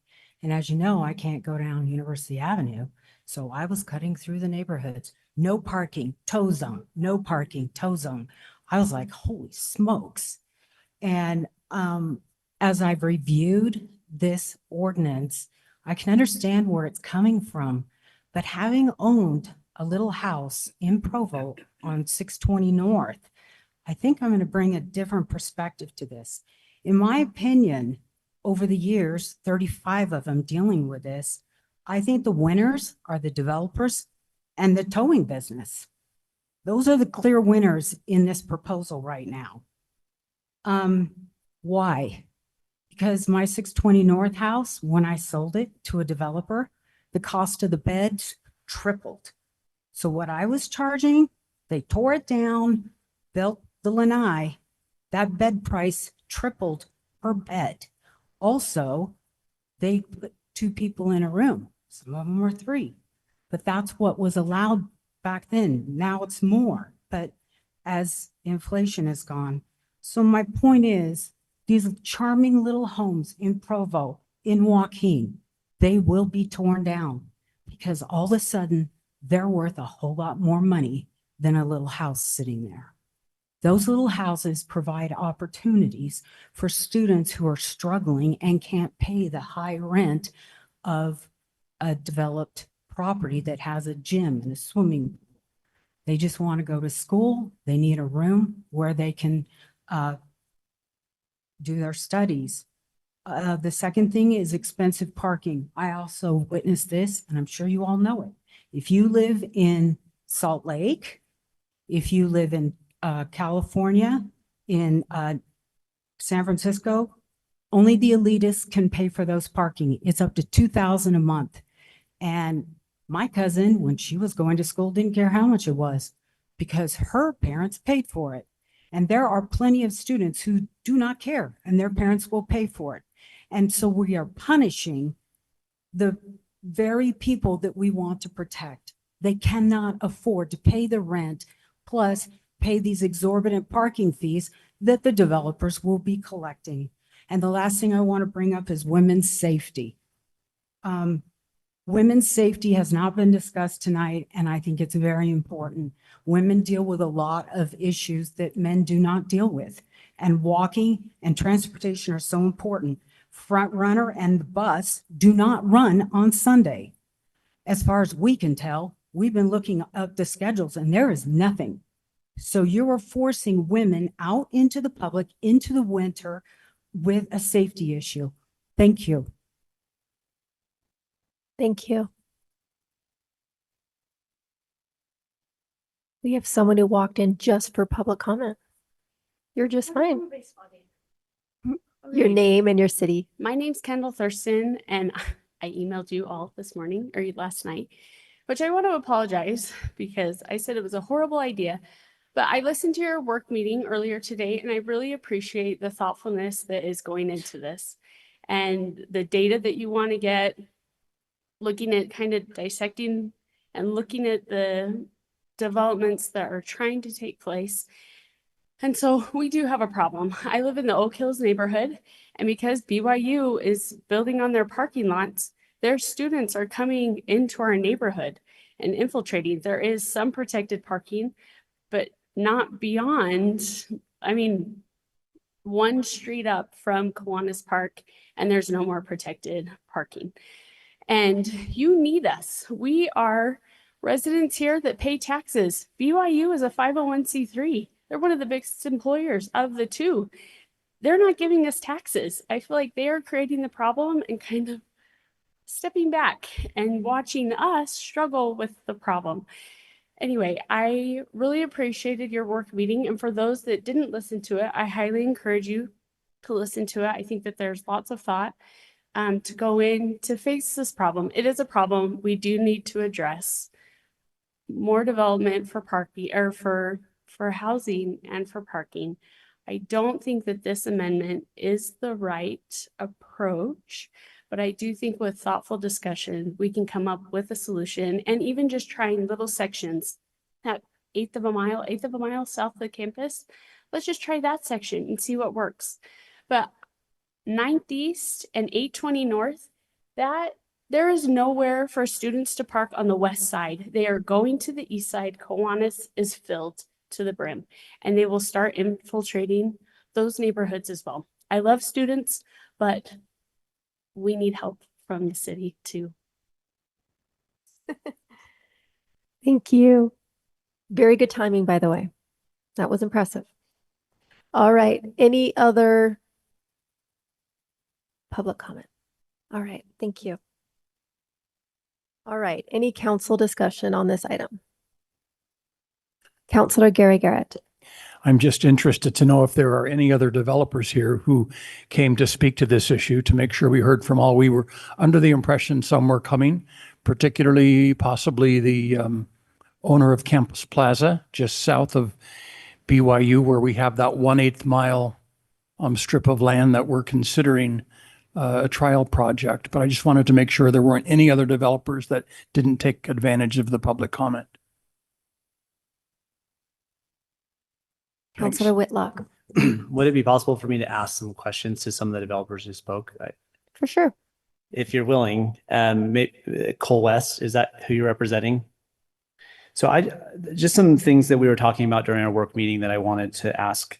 So the first one is, so you've developed other properties in near other campuses with this same minimum parking requirement, correct? Around half. The last 6 projects we've done, the most we've parked it is half per bed.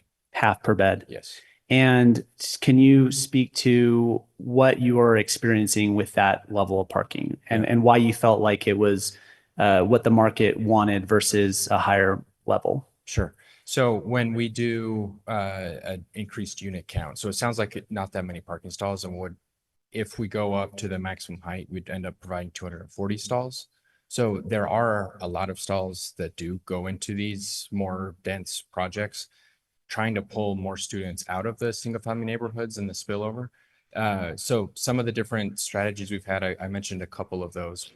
The rideshare option, so you just kind of do a car rental on site. So we'd have multiple cars available for students to do weekend trips or going home.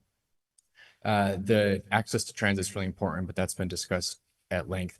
There's a lot of options now that we've pretty much standard now implement across our student housing, where students can rent scooters, understanding there's some limitations on campus, but to do the mobility around campus. One of our projects we did do in Ann Arbor, Michigan, we leased space off-site, and the students don't need the daily car because similar to Park Plaza, it's right across the street from campus. So they're not using those, but for kind of special trips and weekends. And then we had a shuttle service that took them from the location to their off-site vehicle, which is really just kind of car storage and typically what students use.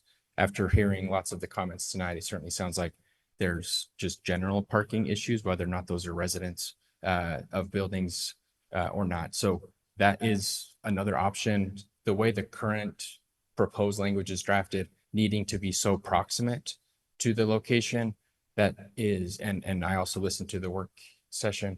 I don't know that we would want to just have a surface parking lot within 400 feet of Park Plaza. So if that were expanded, we could secure additional offsite parking, but that's not as drafted something we would propose to do. What, and I asked this in the work session. So we know that part of the reason why, at least we hear this is advantageous to actually develop these properties like Park Plaza. For those who don't know, Park Plaza is the property on 9th East that is blighted and hasn't been developed for over a decade now, I believe, is the cost of parking. So a structured parking in Provo costs anywhere between $25,000 to $50,000 per stall. Do you know, like, when you get that reduction, how much of that actually is passed on to the renters in savings versus how much you just take as profit? Yeah, that's really hard to answer just because the pricing is dynamic all the time with supply and demand. So on your rental units. That's right. What I can say is because of that side and trying to maximize it, we're anticipating doing one level of subterranean parking, one level at ground floor. So because you have to go subterranean, the average stall increases to 50. So 240 units times 50,000. So that gets pulled out of the cost of the project. What I can promise on the reduction in the rent is hard to feel good about giving you a specific number on, but we certainly try to reduce costs where we can to be able to build the most affordable unit we can. Do you ever have it in your lease agreement that if people have a car and don't have a dedicated spot for, they're not supposed to rent? We have those in 2 of our projects. And I do think that works on the initial signing of the lease when students come with their parents and see you cannot bring a car unless you park Have a on spot site. for it. Yeah. The enforcement of that is challenging, as we can all appreciate, but I do think it does serve some purpose in that initial execution of the lease. Typically, we'll have juniors and seniors kind of coming from from on campus who want to remain living in kind of purpose-built student. And there's a little bit more familiarity with reduced parking available for some of the dorm styles, students who are living on campus and then come off understanding that not every bed has a parking spot. Thank you.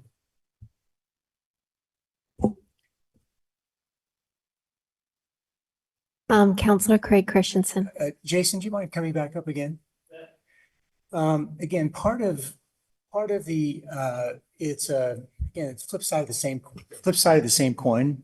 To the extent we can actually reduce the parking, it makes the housing more affordable, makes it possible for you to do projects you might not be able to do. You hear the citizens' concern about, okay, now you just stretch something that was already to the breaking point. What advice would you offer to balance both of those? Well, it sounds to me like, from what I'm gathering, that we're in old neighborhoods where there's houses that we've got a 5-bedroom house that has a driveway there that there's only 2 parking stalls, and the students are living in that house, and they might be putting 2 bedrooms in each of those bedrooms, and you got 10 people in there. They got to go find parking somewhere. And I don't know if it's grandfathered in or how that's been adopted, but I would say in the new development areas, it's like the other developer talked about. It is very difficult, that the cost to be able to put all those costs together into a project and then be able to rent for what current rents are. You can't do it. It is so tough these days to make that work. And the largest contributor to that is the parking. Part to see if they could use the UTA parking that was across the street to help them with their parking. And it just because it was off-site and it was a city code, they didn't allow it for residential. It wasn't approved. So I know that we had tried doing that, but because of Provo City, a regulation or law that's in place, that wasn't allowed at the time. So. And one last question, how would you answer, Jeff asked the question, as a developer, you're able to save money, let's say the parking is reduced. The big question is, does that really translate to the students, or are you just charging market rents? It allows, right now it's difficult to even make those pencil and work. That's why I think you're seeing construction between interest rates and inflation of materials and goods, the cost of labor, that I think everybody in the economy is feeling it. And so you can only rent for so much money. People it becomes a breaking point where you can't charge. I guess over time it goes up. But the cost allows you to be able to build it and get it financed. And if you were to talk to developers, if they're making 5 to 6% on a project, they're doing awesome on these apartment buildings. It's tough to make them work. It really is. And when I said people want to live here in Provo's kind of built out, right? But everybody still wants to be here. Yeah. And so anyways, it's a dilemma. Thank you, Jason. Yeah. I have a question for you, Jason. Yes. Okay, so if things won't pencil, why are people spending that much on the land? Why are people able to sell their land for so much that it's not profitable? Because people know what the code is, they know what the zone is. Right. Yeah. I think that what's going on, I think that's kind of coming to an end. I don't know if much development's going on in Provo right now as far as multifamily. I know about the Harris Music block that has sat there. I think that they were trying to get a parking reduction there to make it work. I think that you're going to be tough to make projects pencil and work going forward. I'm doing a project that is on 4th South and 100 West right now, and we're parking under the current parking requirements, and it is so tough for me. I'm going to every subcontractor that I have in that job, trying to get them to lower their prices, get the pricing down, so that we can just rent that project for what the current market will rent for, and make it work with interest rates. I'm battling it every day to try to make that work. So going forward, I see it being tough. Counselor Whitlock. If I may put you on the spot. Yeah. So let's say 100-bed apartment complex. At the current one stall per bed. If that's built structure, you said it's about $35,000 a stall. Yeah, to 40,000. So let's just assume $40,000 a stall. So that would be $4 million in parking. What does that compare to the overall cost of the project? Like what percent of that? Percentage of that? So that's funny you bring up. The project that I'm talking about is 108 units, and we have, I believe, around 130 parking stalls in that building, and it's about right at the $4 million that you're talking about on that. And the total project on that is $22 million. So for construction and those costs, so 20% of the cost of that is in the parking of that. Thank you. And you're saying right now your margins on an entire project, you're getting about a 5% return on capital? If you can do that, you're doing good. You're doing really well. Like everything that I'm running right now is like low 3%. So how are you financing them when you can get better returns on any It's other really asset hard. classes? They're going to HUD financing, 40-year loans. Conventional financing doesn't work, or else people are paying, you have people that are paying it all with cash, that have 1031 money, that have sold a building. They need to move it into something that's just getting right from paying the taxes. So they'll go buy it at making 3% on their money or 4% on the money to get out of paying the tax. So. Thank you. Yep. Okay. All right. More council discussion? I noticed a lot of the comments talked about quality of life, and the people want to live here. Sorry, the people want to live here, and people want to live here because of our quality of life, right? And the only way, like, if quality of life goes, and also they say things are so expensive. And I think about how we subsidize housing. It's either to get housing cheaper, it's generally, we have to subsidize it in some way, whether federally or grants or, low income housing and tax credits and all those things, which we all pay for in taxes, or you lower the quality of life. You lower the quality of life and things get cheaper, so it's not a desirable place to live, right? I don't know. I think about that a lot as far as housing. Counselor Whitlock. I just want to thank everyone for the amazing public comments. This is truly, a tricky issue. I think if I may just make a couple comments. So the way that right now it works, and probably a lot of you know this, but just to explain, is when a new development is coming in, Provo requires them to build a certain number of stalls with that development. And so the thing before us is not, do we reduce the amount of parking stalls out there? It's, do we require them to build and to what level?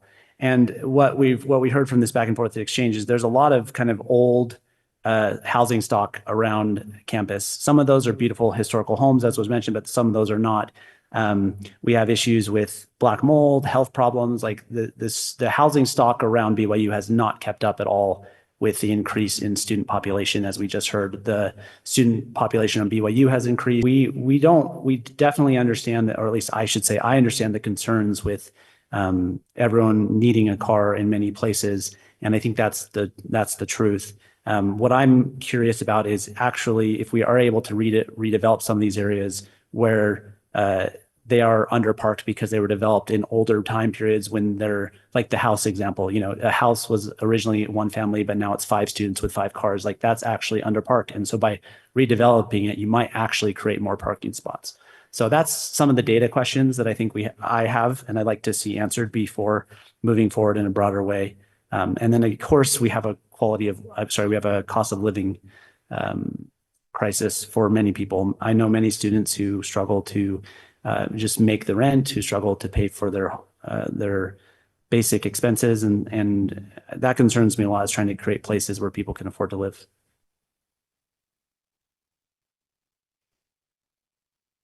I definitely think as part of this proposal, I really do like the idea of getting the off-street parking figured out, like that Jason talked about, that they could have done an agreement with the UTA, and that is one big old huge parking lot that's empty a lot.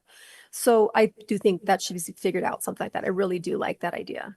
Because that, I don't feel like that exacerbates an existing problem. It helps with an existing problem. So I think that that is a positive piece of the things we've been talking about, but that too needs to be sussed out, because I even think it's actually not far enough away that we've allowed with the one that's been proposed today. But anyone else have a comment? Counselor Whipple, and then we'll go to Becky Bogdan. Thank you. I really appreciate the work of our staff on this and our council discussion, and certainly all of the public comment that we've gotten on this.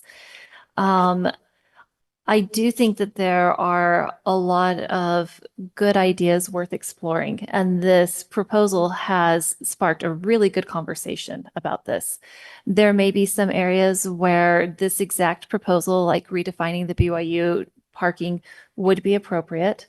And I certainly agree with Catrice that looking at perhaps more distant offsite parking for this kind of storage, because we have seen that a lot of students or people who are close to the transit don't drive their cars on a daily basis, but they do have a car. So having an offsite storage area is a fantastic idea. And so looking at how we can adjust this proposal so that it works in the specific geographic areas and meets the needs of our people, I think is definitely something that we need to do. I'm grateful that we have some of our students here who are engaging, especially Sam. Sam ran against me. Woohoo, Sam! And I came here as a student 30 years ago, and I was out of state and didn't have a car, and that we didn't even have UVX or decent public transportation or anything then. I don't know if you guys remember the old ride-shared board on the Wilk, where like you go with a stranger up to Idaho to visit your grandma for Thanksgiving. Used it many times. Yeah, that's what I did. So, and I can appreciate that our students now are very happy about the convenience of having a car and wanting to have that, even as for a daily use, they might be using their bikes and scooters. I also note that sometimes the restrictions and regulations that we as a council have put into our zoning end up being impediments to the goals that we say we want to have. That we are artificially putting pressure on the market, so the market forces aren't able to adjust to the demands and to the economic circumstances that are there. I believe that there is a subset of the student population that will continue to come without cars. And it would be fantastic if they could use that as a factor in choosing a place to live. But if we're mandating a certain amount of parking for all of the student housing or all of the housing in Provo generally, they don't have that kind of choice. And, you know, if your non-driving students or residents are able to choose that kind of housing, then that opens up the more parked housing for the people who definitely do bring cars. We as the council have as our tool in our toolbox legislating things, but that may not be the best tool for addressing the problems that we see in our city.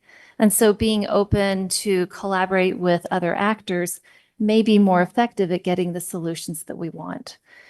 I think I would propose later, after we've gotten through our discussion, that we continue this item so that we can more fully explore the aspects of it that we think will be good. So defining what BYU is, where we would be comfortable perhaps trying this out as an area to see if we actually get any bites from developers, and more fully exploring things like that off-site parking option. I was going to say, you're in my perception of the train station or the front runner station is very different. It is very full. Oh, at night when I go by, it's like empty. Maybe at night, but starting early in the morning, that thing's starting to fill. And if you go there at noon, you're pressing to find a parking spot. So I don't know how well that mill race thing would work out because it does fill up. And to Jeff's point of those older homes, if you've got 2 parking spots in a driveway and 1 out front and they're cramming 6 kids in there, you're still at 0.5. An area, particularly south of campus, within that 8th mile radius. We do need to improve our housing stock south of campus, as was mentioned, and I would support being able to continue this further.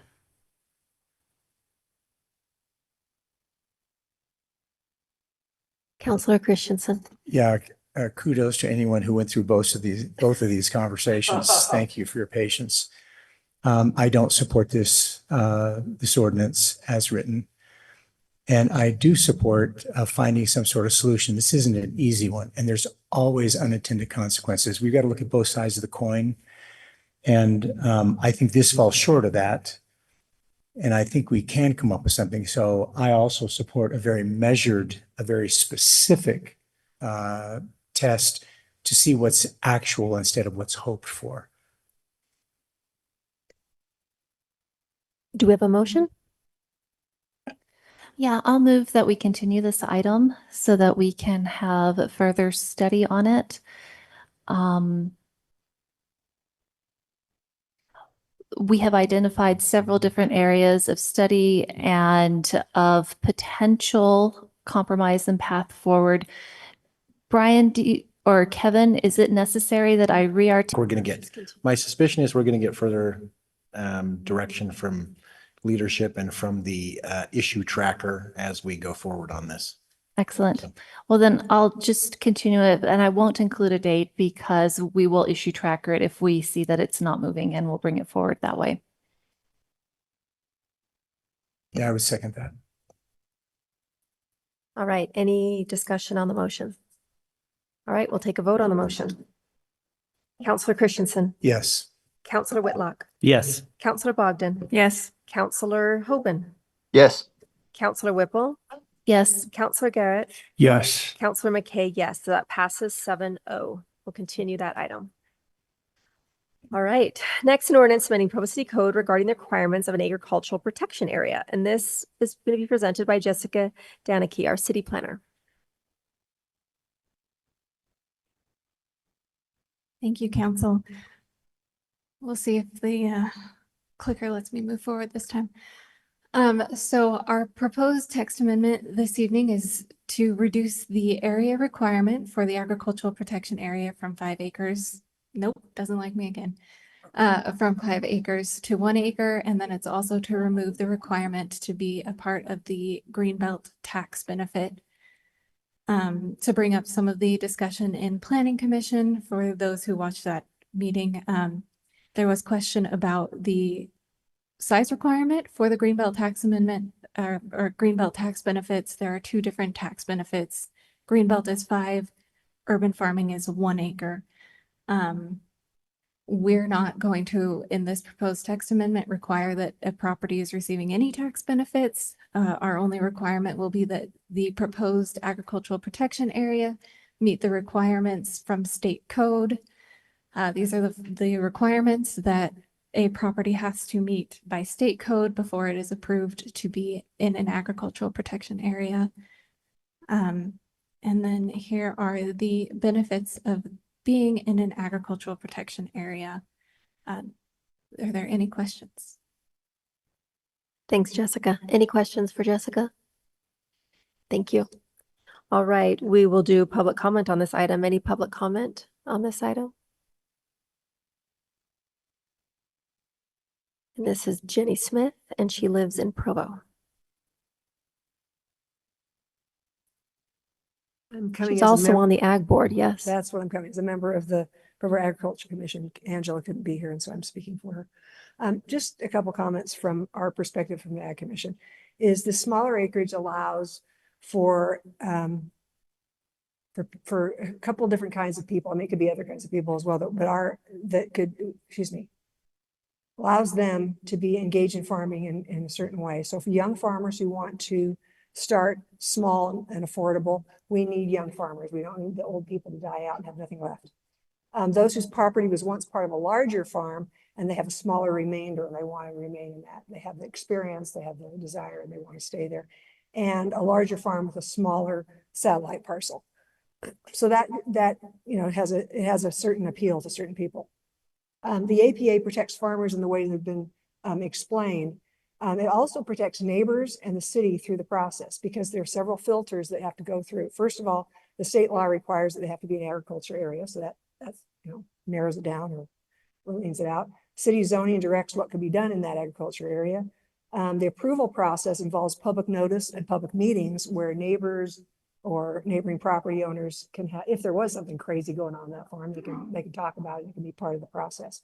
And in addition, if there's any question about what is legal or prudent farming practices, we have the Utah Department of Agriculture and Food, which are, they're the experts. So you don't have to say, well, is it or is it not? They can always be referred to.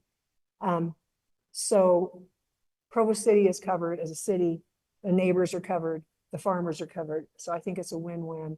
You won't have a lot of small, maybe going down to one, but you will have some. And we've known some farmers up in other areas in Utah that have started their farm on 1 acre and now have a big farm, but you start where you are. And so I think it's wonderful to encourage young farmers and people that want to keep on.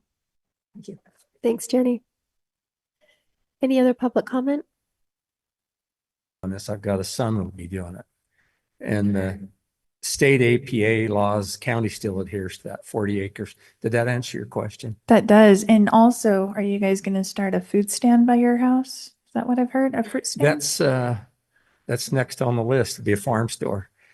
There you go. Good. And so then your generations can contribute to the local. Well, you guys also do farmers markets all over. We do. We try to get to Provo. We didn't get a lot of fruit this year. I don't know if you heard the news on that. I'm 70. That's never happened before in my lifetime. But yeah, we want to be in Provo Farmers Market and we want to do a farm store currently with this development that's going in. And I love Provo. I love being here, and I wouldn't go any further than Provo as soon as we can manage that. But that would be wonderful. My family would run that, and it'd be totally a Utah zone business. Yeah. Compete against Tim Crandall. Go for it. What's that? Compete against Tim Crandall and his Tim fruit store. Crandall. I talked to him an hour before I came here, and he got a form of APA. Yes, he did through in Orem City. Well, you He's know a all friend about of mine. that, Becky. Are you his neighbor, or was he his neighbor? My husband teaches elementary school, and he used to teach with Tim at Hillcrest Elementary before they closed it down. And my husband now teaches at Centennial Elementary. That's right. And Tim retired. Tim Yeah. retired a couple of years ago. Wonderful A few man. years ago, lots of years ago. He's a wonderful. I don't know anybody that doesn't like Tim Crandall. Thanks, Scott. You're welcome. Bonnie Morrow, Provo. I'm in North Timpview. We're really excited about this, and I hope that you pass it. It really follows our neighborhood plan, and we're excited to help young people start doing these little farm things. We think it's so important. Thank you so much. Bonnie, I want you to live in Provo. I do live in Provo. Do I need to state that? No, I was we were teasing just teasing because you keep saying North Timpview.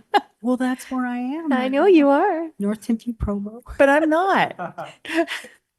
Well, I'm happy to have you move up there or I can move down there. I love all of Provo, and I have bounced all around Provo. So I love all the different areas. And I think that this is going to benefit all the different areas of Provo.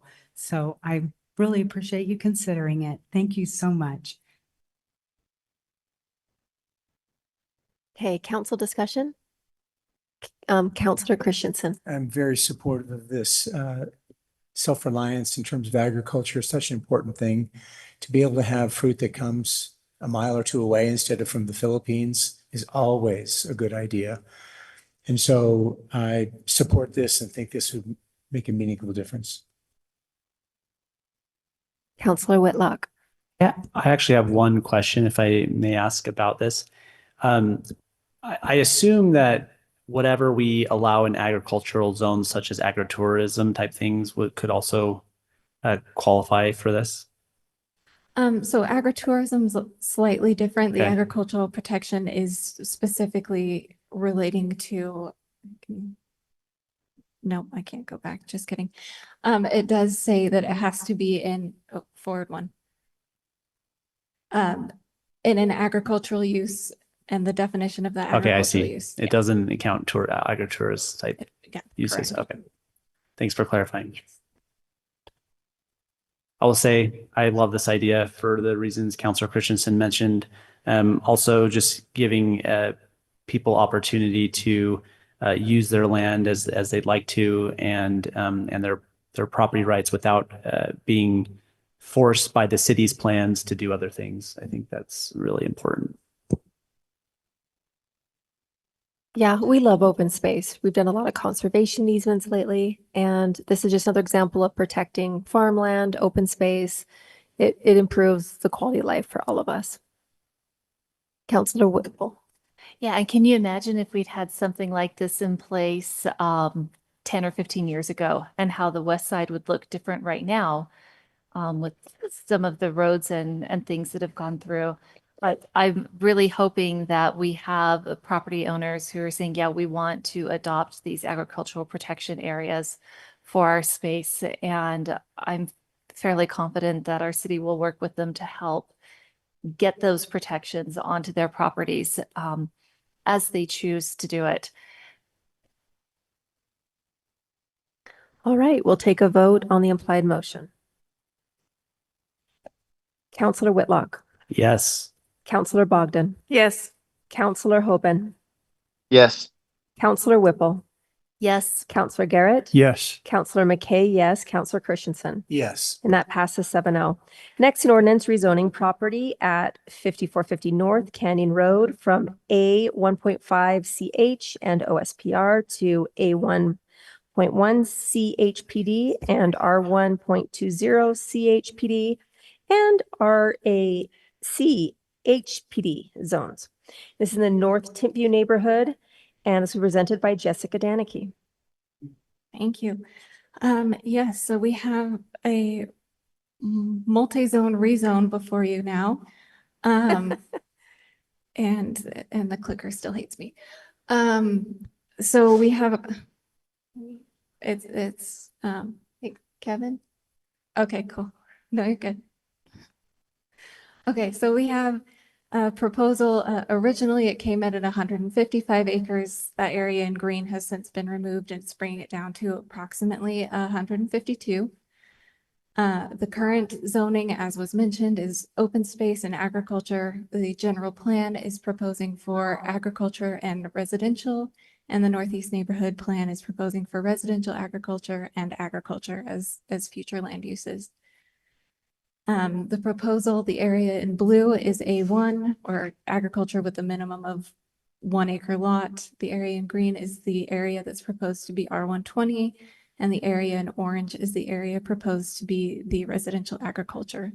The entire project additionally has the critical hillside overlay on top of it, as well as the performance development overlay on top of it.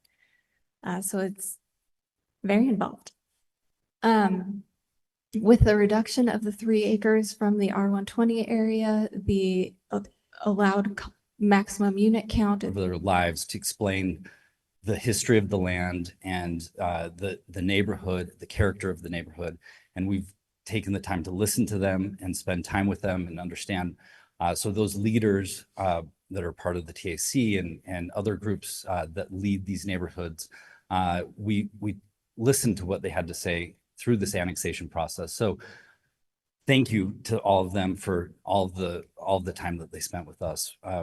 This property and several adjacent properties in the Provo Northeast foothills were brought into Provo City last December through this annexation, which the land, as I mentioned, carries a deep agricultural legacy. Orchards, irrigations, and open range have shaped the hillside for generations. The annexation that we did and was voted upon and approved last December established a framework for planned, general plan consistent, and that's what I want to really focusing is general plan consistent development while preserving the unique heritage and character of the area. We also really listen to the neighborhood and the neighborhood plan and what those principles were of the neighborhood. And we'll address those here tonight, make sure that we explain ourselves and how we establish that. We aligned the parcels with Provo City's, as I said, general plan and the long-range housing goals to enable low-density residential development compatible with the Northeast neighborhood character that we're establishing here. To honor the agricultural heritage of the foothills while providing a measured, thoughtful growth. So I want to emphasize measured, thoughtful growth. We feel like we've done a good job. As we came before this council through the annexation and it was approved, it was very clear to us that what we had originally intended or prior predecessors to us, prior developers had intended for this land was not going to be suitable for it. So we listened to that. And I think you'll see that through the process, working with the neighborhood, working with staff, that we've established something that is workable. And the other thing I wanted to mention as we go through this is that we're really delivering additional public infrastructure to this area and to the city, and that will benefit. And you'll see currently both trails, water systems, and formalized access to the public lands that aren't there will be established through this process. I do want to take a second just to really quickly go through the Northeast neighborhood development principles, because again, these were key to what we did over the last year and a half as we've been working through this with neighbors and with leaders in this neighborhood.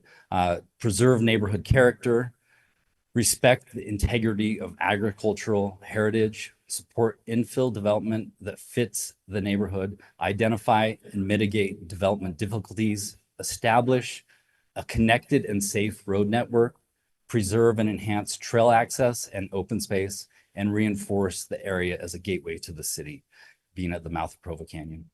Now, as you can see, this area map, just to, if anyone doesn't know, the shaded area, I push the middle button here for the clicker. The shaded area is our development right through here. This is 800 North, and University and Canyon Road are to the west of us here, and the mouth of Provo Canyon right there. This shaded area is our development and the area that was annexed in and that we are now going through and rezoning. The current zoning designations are OSPR and A1.5. I'll show you on this map here. Again, the red outline is our current property outline, and within that, the A1.5 and OSPR zones. We are proposing zoning designations of A11, as Jessica mentioned, RA and R120. This map indicates the areas that the A11, the RA, and the R120 zones will be in. And so the blue is the A11, the RA is the orange, and the green is the R120. All those are the underlying zones. And then we have also our zoning, the overlaying zones of PD and CH on the entire property within each of those underlying zones. This proposed zoning plan, this shows our concept plan underlying the proposed zoning map. So this concept plan shows, as Jessica mentioned, our project site of 152.75 acres. Within that, the A1 zone is 124.44 acres. So that A1 zone that we are asking for this zoning designation is about 82% of the overall project site. And within that A1 zone, we have 67% of it, 83.55 acres, which will be undisturbed. The RA zone, again, orange RA zone is 23.31 acres and 50% would be undisturbed. And the R120 is 5 acres with 44% undisturbed. The proximity to existing zones, just so you can see where we are versus where existing zones are, the A11, the RA and the R120 zones have adjacent zones directly abutting the established residential single-family neighborhoods to both the south and the west. The A1 and the RA designations provide a natural step down between the existing residential and upper foothill terrain. The R120 lots align in scale and character, and no proposed zone introduces a use incompatible with the surrounding land uses. Adjacent OSPR designated open space parcels remain intact, and the critical hillside overlay zone provides added protection to an urban open space interface. I want to go back to what I mentioned when we brought this in through annexation. We started by having a concept plan, an initial concept plan that was much more dense than what we have today. And that concept plan was submitted at the project outset a year and a half, 2 years ago. We took feedback both from the neighbors, from the neighborhood, from the district, and from everyone who wanted to voice their opinion, and we listened. The smaller lots we initially had have now gone into larger lots. And this initial project plan had over 200 plus units in it. It had some of the townhomes up in the upper foothills, and it had a lot smaller lot sizes. So it was much more densely populated. The visual impact and traffic and public access, which were all key concerns that were raised, were things that we got as feedback and listened to. And that's what we used to develop many versions of a concept plan that got us to where we are today. I want to take a second to look at this current concept plan, but I want to point something out before I jump into the changes that we made. And that is, going back to the general plan, one of the things and also the neighborhood plan and access, trail access and public access. Currently, not a lot of people understand or know this, but currently there is only 2 access points to the trails that surround this private land. So everything here is private land. Currently, the Indian Road Trailhead and East Lawn are the only 2 ways to get up legally, at least, to get up to the Bonneville Shoreline Trail. Obviously, people have been using various ways to get up to that shoreline trail and other trails for years through private land. And so what we think is we'll provide a way to give the public access to these trails in a much safer way without being a nuisance to private landowners, and do it through our roadways and streets. And we'll also connect from both the south to the north through our street systems and also trails and many, many roads that have been there for years, decades, even centuries, that are dirt roads that have been used for farming purposes and other purposes. We'll make and connect as part of our roadway system and trail system within this project. So our residential lot count with our concept plan that we are using for this rezone has been reduced by nearly 70%.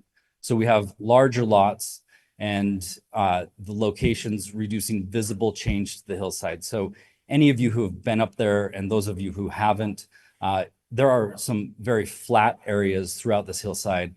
And by reducing the number of units on this hillside and where we're going to put the homes, we have drastically reduced the visual impact to this foothill.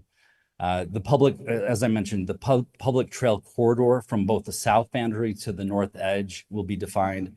A road network that's adjusted and existing paths and cuts. So again, using existing paths and cuts, not going in and having to make all new paths and all new cuts and fills to create a roadway, and taking and adjusting those existing paths and cuts to utilize a reduced new roadway mileage. Water infrastructure design is expanded beyond our project needs. And what we'll be doing with this also is not only bringing in and pioneering infrastructure that's needed for the city in other adjacent parcels and developments, some of which have been stalled to be able to get water to. We'll be pioneering that water through. The other thing that was very important as part of the general plan and the neighborhood plan that we heard was owner occupied deed restriction, not allowing nightly rentals or STRs as they call them. So that's one thing that we're doing as well is making sure that this fabric that's been created, the culture of the neighborhood is continued, established and continued through this neighborhood. And then an ADU provision, including where applicable code permits, allowing ADUs so generational families can live alongside their children. So this is our existing concept plan. I want to talk a little bit about our partner and our partner in this project, Millhaven Homes. They're a Utah County based home builder with deep roots along the Wasatch Front. They've focused on owner occupied estate type custom homes. That's their expertise. And they really have been incredible as far as engaging with us through this process, with the city, with the neighbors, with the neighborhood, and they are well established. And I think they'll be great stewards of this land along with us as we develop it and sell these lots to people who will live in these neighborhoods for years to come. So that's a little bit about Millhaven. These are some examples of some homes that they have built in and around Provo or in other cities, and some examples of homes that we might be putting up in this area. I want to just finish by going back to a few key points relative to the general plan and the neighborhood plan. Things that we've taken, again, a long time, about a year and a half, almost 2 years of time working with neighbors, listening to neighbors. The land use that we're putting up there, the utility infrastructure that we're pioneering, the preservation of agriculture and history, and the history of the land and access to the lands and the trails. These are all things that were incredibly important to everyone who we spoke to.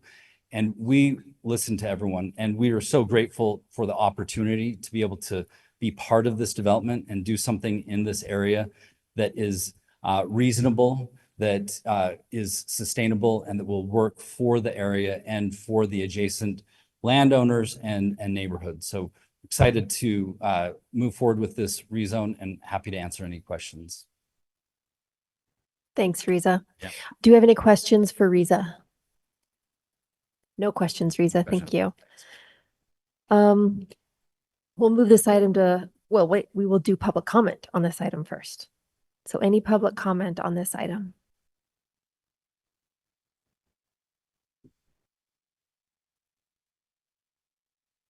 Angie Carter, Provo. I'm not in this neighborhood, but I drive up University a lot, so I'm sure I would see it. And I have a question related to the item we just discussed, which is the ADA. I'm looking at the size of these lots. They're about an acre, which would perhaps fit into that ADA. And I'm wondering if some of these homes would be able to fit into those ADA that we just approved, if that, because the developer just said that they want to honor the agricultural legacy of that area. So I'm wondering if that's a potential use for this area. And I think that would be great if it was. Thank you. I'll answer that in a minute, Angie. Any other public comment? Sharon Mehmet Provo. Thank you. Got it. I was asked to report on our neighborhood meeting. Reza's asking for a zone change to develop some homes. The number's been a little in flux. The newly annexed property at 5450 North Canyon Road, the residents' concerns, number one, were traffic impact on Canyon Road. I appreciated your discussion earlier this evening about getting the road possibly maybe more in line as these houses come on board. Two was construction impacts, which Reza Wertz said that he would help with and be involved in mitigating those construction vehicle impacts as the project moved forward. Conservation efforts and wildlife habitat and public access, which he has addressed. The next item of concern was the fire risk given the location on the Windy Canyon area and the 2023 general planning process where the majority voted to preserve open space in the foothills. At our District 1 April 1st meeting, a poll was conducted, approximately 50 attendees. About 20% were in favor of maintaining the OSPR and agricultural zone. I would be in that camp. Those favoring the project as presented at that time were about 40%.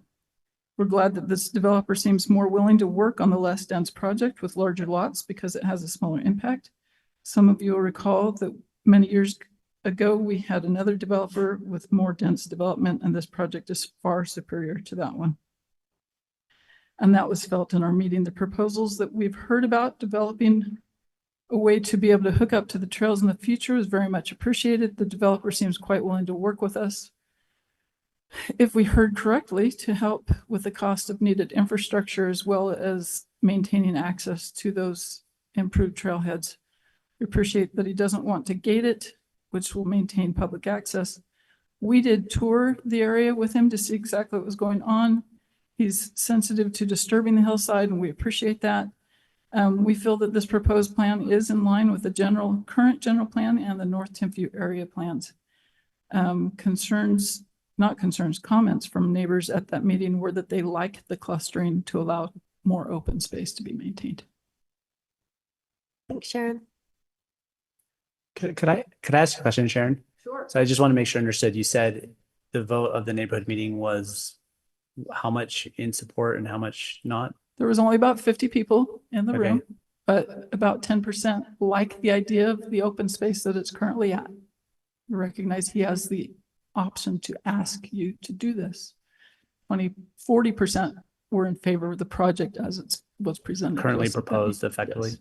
What about the remaining, the people, not percent? You said it was 10 people and 40 people. It was 11 technically that voted keep it. Yeah. As a board, we generally don't vote, so that number's kind of not in here. Like I said, as one of the board, I would have voted in with the 11. And then the 21 is what we got that said they like the proposal that was presented. Got it. Thank you.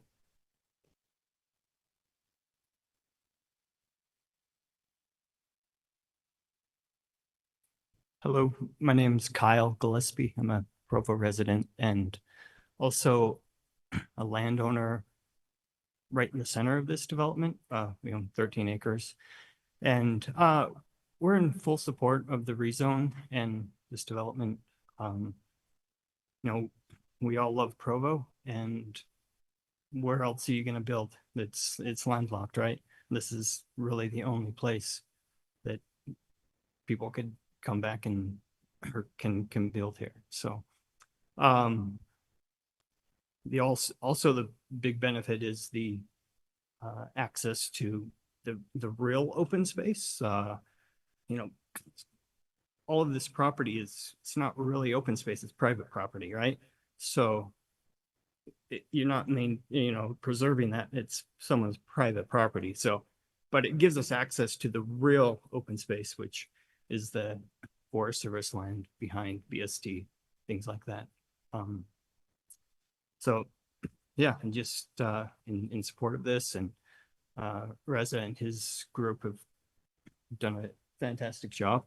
I guess rallying the troops as far as all the landowners around, I guess joined in to be, because it's only been in the city for a short amount of time, and they got everyone on board and joined the city. And I think there's just a huge amount of support and excitement about this project. So thanks.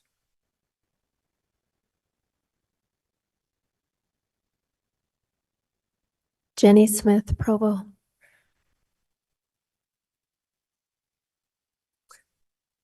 Our family's neighbors on 4,200 feet of their fence line. I've sent an email, and I think all of you got it, maybe you saw it or didn't, but I'm just going to reiterate the points. The reason that we're in favor of this, first of all, it makes it possible for our neighbors, longtime neighbors, to each do what they want to do with their property. If they want to develop it, great. If they want to just put a house next door for their children, so while they age, they can do that. If they want to keep agriculture there, they can do that.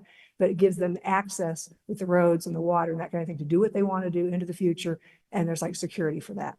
We can continue farming the way we do with the APA and that kind of thing. We can keep doing that. We think that's great. I think with our discussions that they're seeing the agriculture as historical use and also a future use. And so the Foothill Orchards is not just a name, is not just a name, it's intention that this is a celebration of our future there.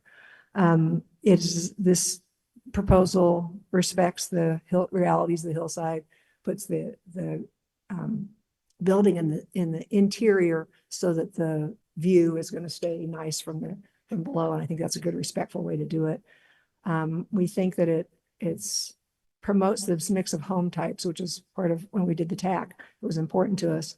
The pocket neighborhood is a brand new piece that invites people that have been in the area a long time who want to downsize. They can go there. New folks coming up. It just makes a nice little, single family neighborhood that's different. And then the larger lots are for people, maybe some of our people that are bringing business to Provo, so they can live in Provo and not have to go to Alpine or Highland. And the public access to the trails is wonderful. We appreciate as a property owner, it's going to help people get to where they want to go without trespassing, and that'll be a win-win for everyone. So we're in supporting this.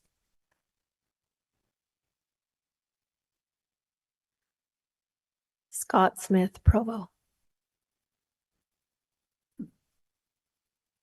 I just wanted to say that we're 100% behind this. We have 4,200 feet of border with this development, so they've got us on all sides. But it'll allow my kids and right now us also, and grandkids probably, to have homes up there and live on the farm. They live in Provo, but I'd like to get them up there on the farm, have that experience. The grandkids are there routinely during the week, and it's a wonderful place for a kid to grow up.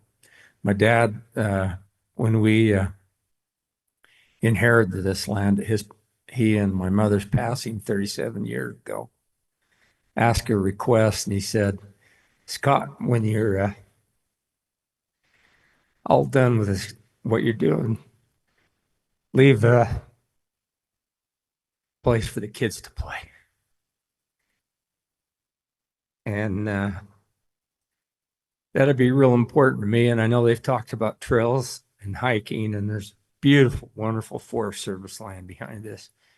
And kids can get involved with wildlife at every level. We'd also like to put a wildlife park on this property. That's the plan.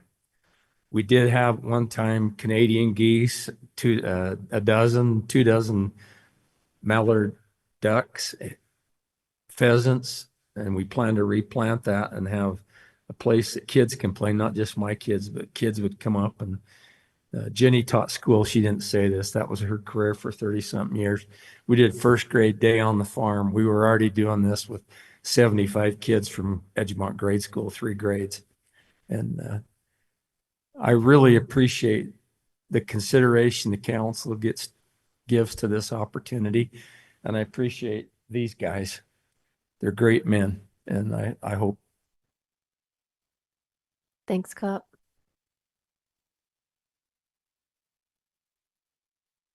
We have that online commenter. Thanks, Kevin. Number 0906. If you want to unmute yourself.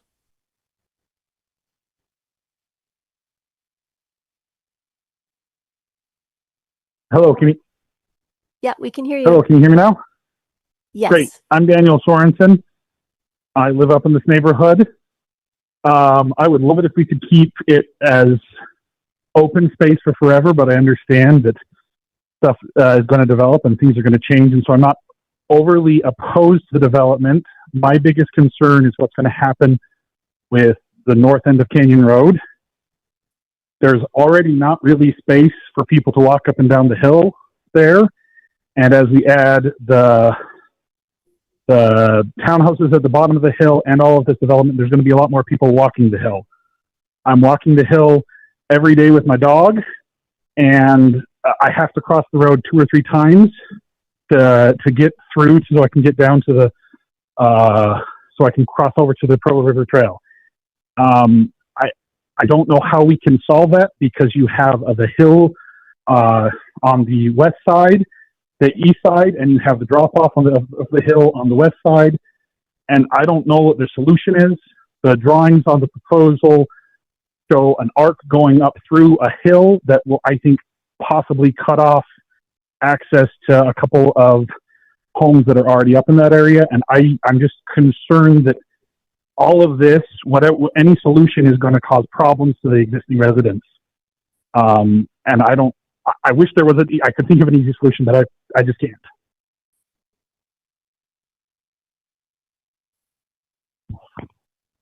Thank you. I hope he didn't get cut off. Oh, okay. All right. Thank you for your comment. Any other public comment? All right. We'll go to council discussion. Oh, Bonnie North Timpview. Provo.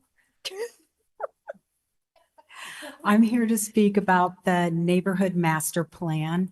I was on that board, and so was Jessica, Mary, Aaron, and Bill. And it was a year long, and we worked really, really hard on it. And I'd like to preface this land I've been dealing with Mayor Curtis, Mayor Kafusi several times, and now this land keeps coming before council. And we pushed Bill Pepperone. We need a neighborhood master plan. And this is how it all came about, is because of this property. And the city gratefully said, yes, do it. And it was expensive to run that board to figure out a neighborhood plan. And like I said, it was about a year long. And Jessica still smiles at me when I see her. But we loved all of the staff that participated many, many hours on this, including the actual residents on the board. And the great news is this plan fits the neighborhood master plan, and it is a miracle. And I do not think that's an exaggeration.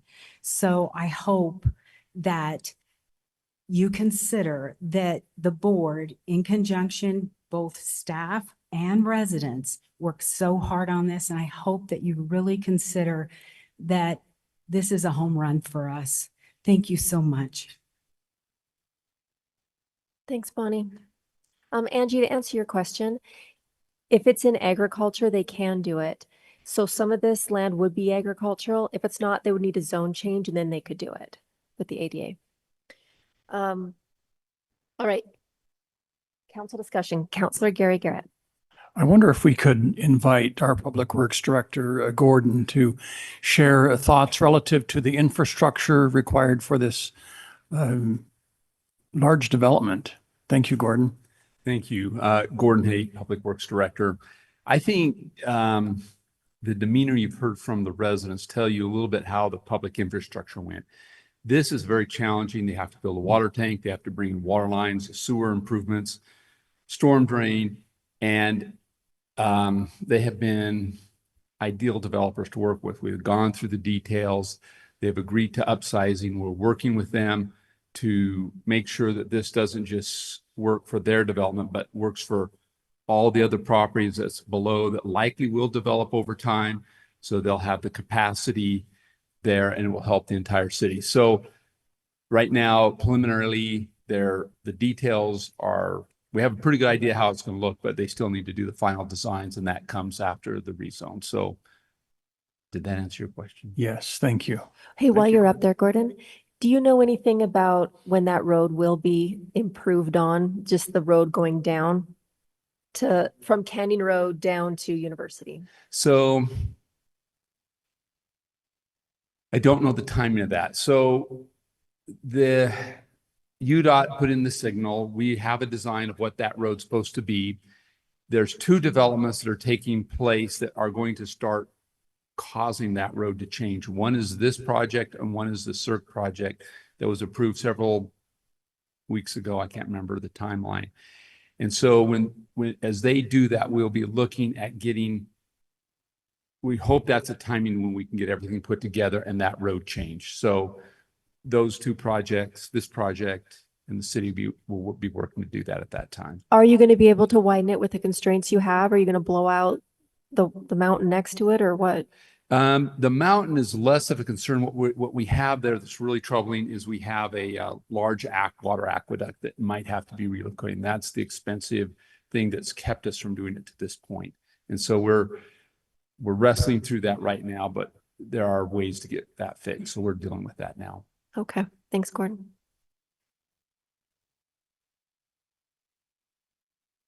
All right. I'm just really grateful to the developer on this one. This is something that the city and this part of town has dealt with for a long time.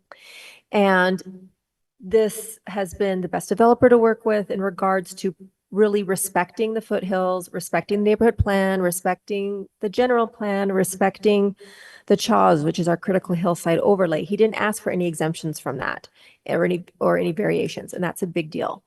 People always want exemptions, developers usually. So I love it that he worked with every single landowner that his land touches and got consensus on where roads should be, where trails should be, what people and how they want to use their land. I'm grateful he's working with the city because like Gordon said, we're going to get infrastructure that we needed anyway. And we're able to partner with him on it where he'll do the part for his development, but we can add on to it and make it bigger and get what we need also for the city for long term. So it's a win-win and I'm excited. This is going to be a beautiful project and it's a type of housing that we need and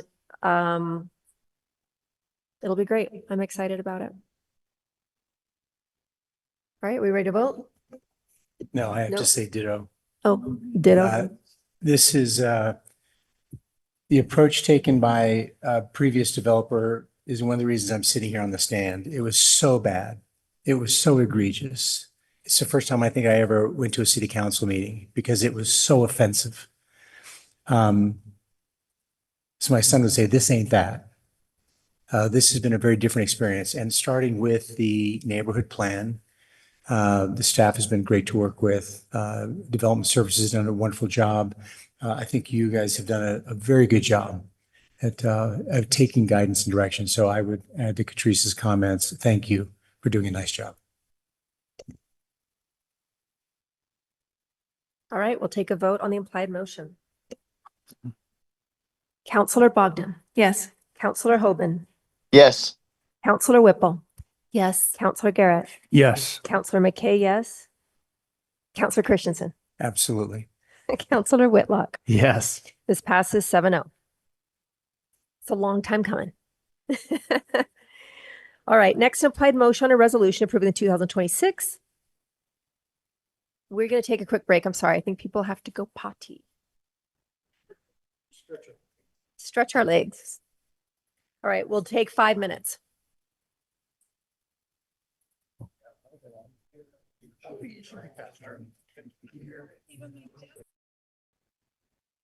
An implied motion on a resolution approving the 2026-27 annual action plan and funding recommendations for the second year of the 25-29 consolidated plan. This will be presented by Melissa McNally, our community grants administrator. Thank you. Good evening. So this proposed resolution is to adopt the 2026 annual action plan. And it is the last step in the requirement for the Department of Housing and Urban Development. The plan outlines the proposed activities and the funding for the 26-27 program year. And this is just the last step to get them funded, correct? It is. It is. Okay. So the funding recommendations are included in the resolution in exhibits B and C, and these are recommendations from our citizen committees for the funding awarded from HUD for our community development block grant and our home investment partnership grant.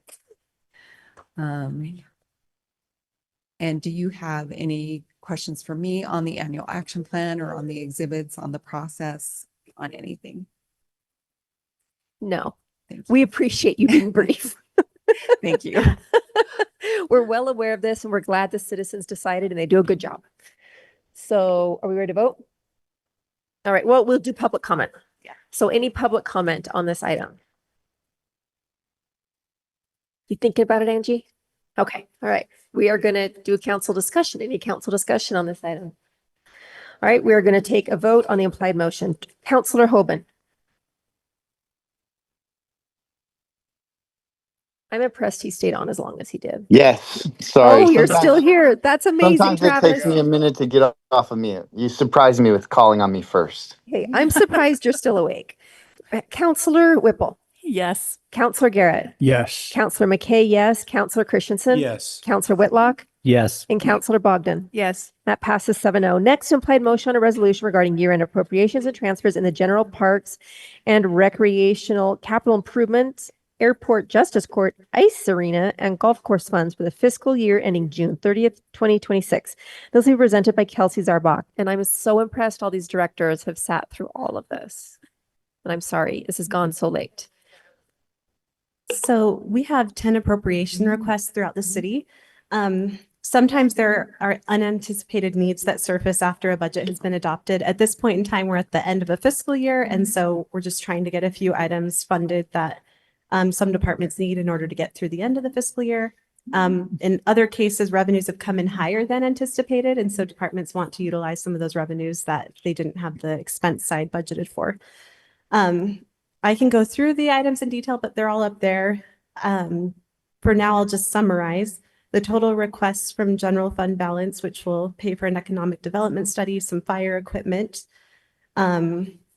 indigent defense costs, airport interfund loan principal payment, and justice court building lease and security cost increases will total $823,750.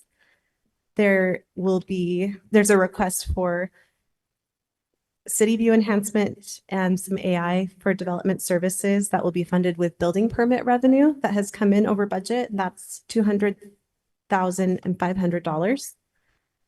There's a $1.4 million request out of excess sales tax revenue that will go to the Parks and Rec CIP from the general fund for Fort Utah Park improvements.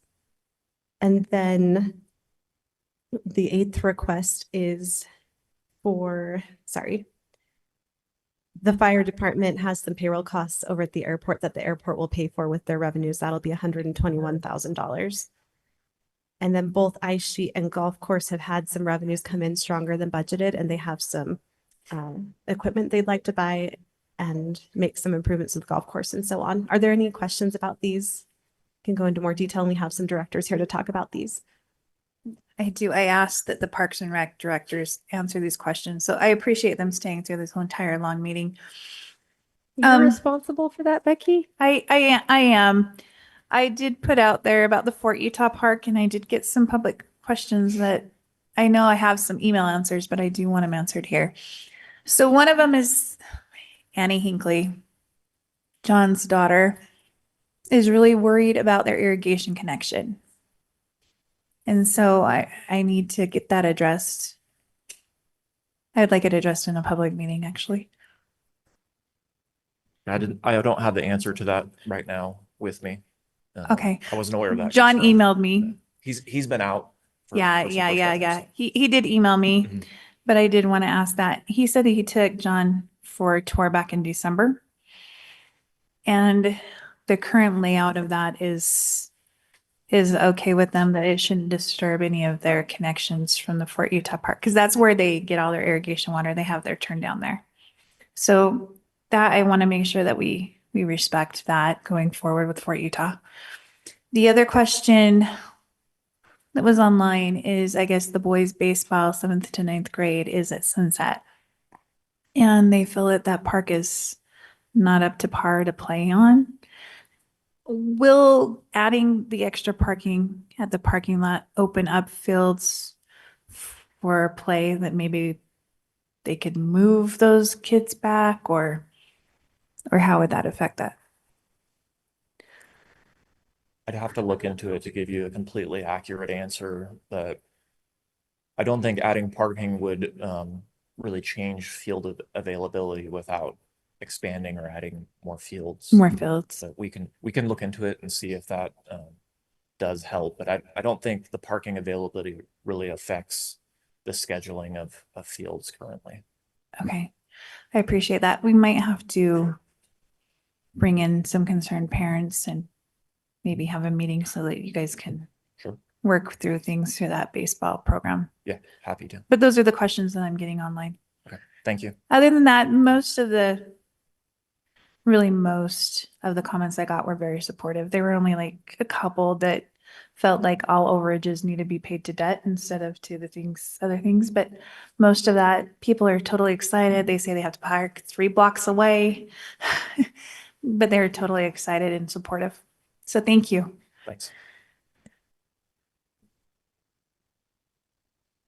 All right, any other questions by counselors? All right, we've heard about these appropriations and been through them multiple times, and I guess we'll do public comment on this. Now, any public comment on this item? All right, council discussion. Councilor Whitlock. One thing that I would like to say about this is we had some good news this year as a city with our sales tax revenues looking like they're higher than projected, which is part of the reason why we're able to do some of these. And so I'm really personally excited about this economic development study we're doing. As being on the committee, selecting, I think we are finding a partner that's going to do fantastic work for us. I was really, really impressed with them. And hopefully, as that is a successful effort, we will have many years in the future where we have more sales tax than we expect and can make amazing parks like what this for Utah Park is going to be. All right, we'll take a vote on the implied motion. Councilor Whipple. Yes. Councilor Garrett. Yes. Councilor McKay, yes. Councilor Christensen. Yes. Councilor Whitlock. Yes. Councilor Bogdan. Yes. And Councilor Hoban. Yes. All right. That passes 7-0. Next, a public hearing regarding utility transfers. This will be presented by Dan Follett. Thank you, council. Kevin, do we have the transfer notice? There we go. Thank you. So each year we're required by state law to provide an annual disclosure of funds that are transferred from the utility enterprise funds to other funds.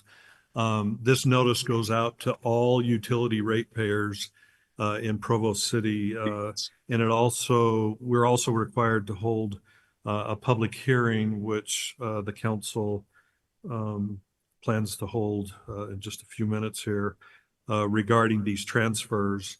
I will just mention there's 2 types of transfers up here, and I'll highlight what's in the notice that went out. And historically, Provo has budgeted for the transfer of utility fund revenues to the general fund as a dividend to Provo taxpayers as a result of the taxpayers' investment in the city's utility infrastructure. These funds are used each year to help cover the cost of important city services like police, fire, parks and recreation, and other city functions. The utility transfer, together with franchise fees, help keep property taxes in Provo low. If city utility services were provided by private utility owners, these dividends would instead be paid to investor owners. Because Provo taxpayers are the investor owners, these dividends are used to offset what otherwise would be a significant increase in property tax rates. The transfer totals $17,191,441 in the proposed 2027 budget. The second type of transfer relates to administrative overhead, and it's just more cost effective to have certain services provided from one area within the city rather than have every department have their own set of services. And the examples there are finance, information services, legal, HR. It just makes more sense to have them centrally located and provide services throughout the city. Transfers related to those services are $1,919,836 in the proposed budget.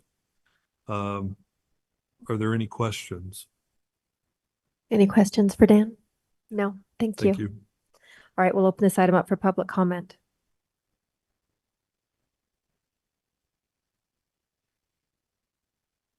All right, seeing no public comment, we have council discussion on this item. All right, we'll go, Counselor Whitlock. Sorry, I'm chatty tonight. So I moved to Houston, Texas, after I graduated from BYU. And when you get there, you get, I don't know, mail from 4 to 5 different energy providers, and you have to choose which one. And it's very complicated, and it's a mess. And then you come to Provo, and in Provo we have one power provider. They deliver excellent service, and the profits come to us, the taxpayers, to pay for our general fund, like was mentioned, our parks, our safety. And so I think it's just a really great thing that we have here going for us in Provo, that I'm grateful for. It is a blessing. I don't know if that many of our citizens realize that, but all right, next item, a public hearing. No. Yeah, we don't vote on this. This is just a public hearing for utility. In the next one, we don't vote either. A public hearing regarding management salary increases budgeted for the 27 budget. This will be presented by Daniel Softly, our Human Resources Director. Hi. Per state code, before a governing body may adopt a final budget or a final amended budget that includes a compensation increase for an executive municipal officer, the governing body has to hold a public hearing on that increase. I'm here to present that to satisfy that requirement. Executive municipal officer in Provo is our chief administrative officer, department heads, division directors, and assistant department heads.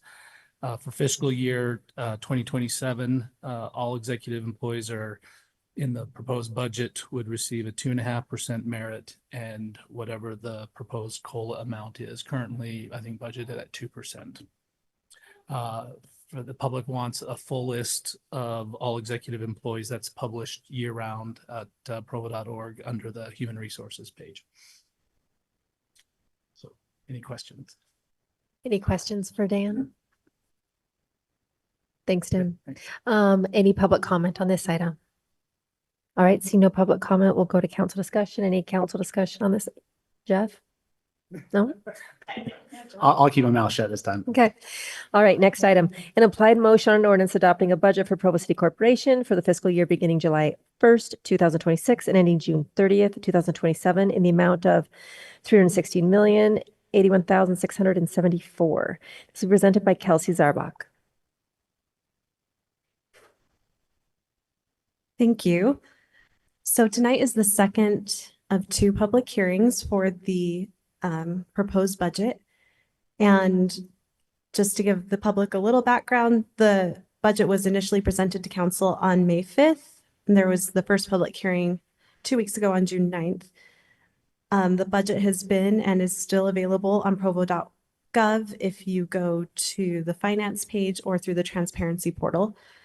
And just so the council is aware that some of the discussions that you've had in work meeting, discussing certain things that need to change or be added to the budget, those have been implemented in the version that you're voting on tonight. That's all I have for this. Are there any questions? Do you know, when I read through the budget, and Bill, this is probably a question for you. I noticed that it was just said impact units and it had the detached ADUs language all crossed out. And is that because the law is changing, or I was just wondering what was happening there with impact, I think is impact fees. Yeah. If you can explain that. Find out. It's already in the fee schedule, but it's very confusing the way it's written. So that just clarifies it. Oh, okay. So there's still an impact fee for, okay. All right. That was my only question. Anyone else have questions? Nope. All righty. Open this item up for public comment. Any public comment on this item? All right. Council discussion. Any council discussion on this item? Councilor Gary Garrett. Just to compliment our finance team, department directors, administration, those who played a role in putting this budget together. As Councilmember Whitlock mentioned earlier, we did have the advantage of some additional sales tax revenue, which made this process much more comfortable. But thanks to all those who worked so hard on this budget. All right, we ready to vote? We'll vote on the implied motion. Councilor Garrett. Yes. Councilor McKay. Yes. Councilor Christensen. Yes. Councilor Whitlock. Yes. Counselor Bogdan, Yes. Counselor Hoban, Yes. and Counselor Whipple. Yes. That passes 7-0. All right, if there's no objection, we'll now adjourn the Provo Municipal Council and convene the RDA Governing Board by unanimous consent. An implied motion on a resolution adopting a budget for the Redevelopment Agency of Provo City for the fiscal year beginning July 1, 2026 and ending July 30, 2027 in the amount of $2,086,000, $2,086,500 by Kelsey Zarbuck, budget officer. And that's hard to say that number. Sorry. So this is the budget adoption for the redevelopment agency. Yes. Its budget is located in the same budget document that Provo City's budget is in. So you can go to provo.gov, find the budget there, and it's on page 143. And it's simply just a component unit of Provo City. So the redevelopment agency's budget is voted on separately. Are there any questions? Any questions for Kelsey? Okay. We'll open it up for public comment. If we could form a line right there in the middle for anyone who's commenting. All right. How about board discussion? Any comments? You make me want to run down there and give public I know. comment and You're run back welcome up. to. Any discussion from the board? Okay, then let's, I'll call for a vote on the implied motion. Gary? Yes. Catrice? Yes. Craig, yes. Jeff? Yes. Becky?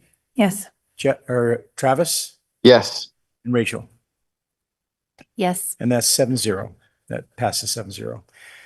We'll now, if there's no objection, we'll now adjourn the RDA Governing Board and convene the Stormwater Service District by unanimous consent. All right, we next have an applied motion on a resolution adopting a budget for the Provo City Stormwater Service District in the amount of $7,291.34 for the fiscal year beginning July 1st, 2026 and ending June 30th, 2027. Kelsey. This is the last one. This is the same situation as the redevelopment agency. Stormwater is just broken out separately. You can find the budget on page 142 of the Provo City budget on the website, and the amount is, you already stated, so. Thanks, Kelsey. Any questions for Kelsey? All right, public comment on this one. All right, any board discussion? I got that right. I had to think about that. We will take a vote on the implied motion. Board member, I don't remember where I was. Board member McCaig, yes. Board member Christensen. Yes. Board member Whitlock. Yes. Board member Bogdan. Yes. Board member Hoban. Yes. Board member Whipple. Yes. And board member Garrett. Yes. That passes 7-0. Travis, you're back east, aren't you? Yeah. Not too late though. Yeah. All It's all right. good. Well, thanks for staying on all this time. That was a long one. Yep. If there's no objection, we'll now adjourn the Stormwater Service District Governing Board by unanimous consent. All right. He wanted it to go long. He kept asking questions, so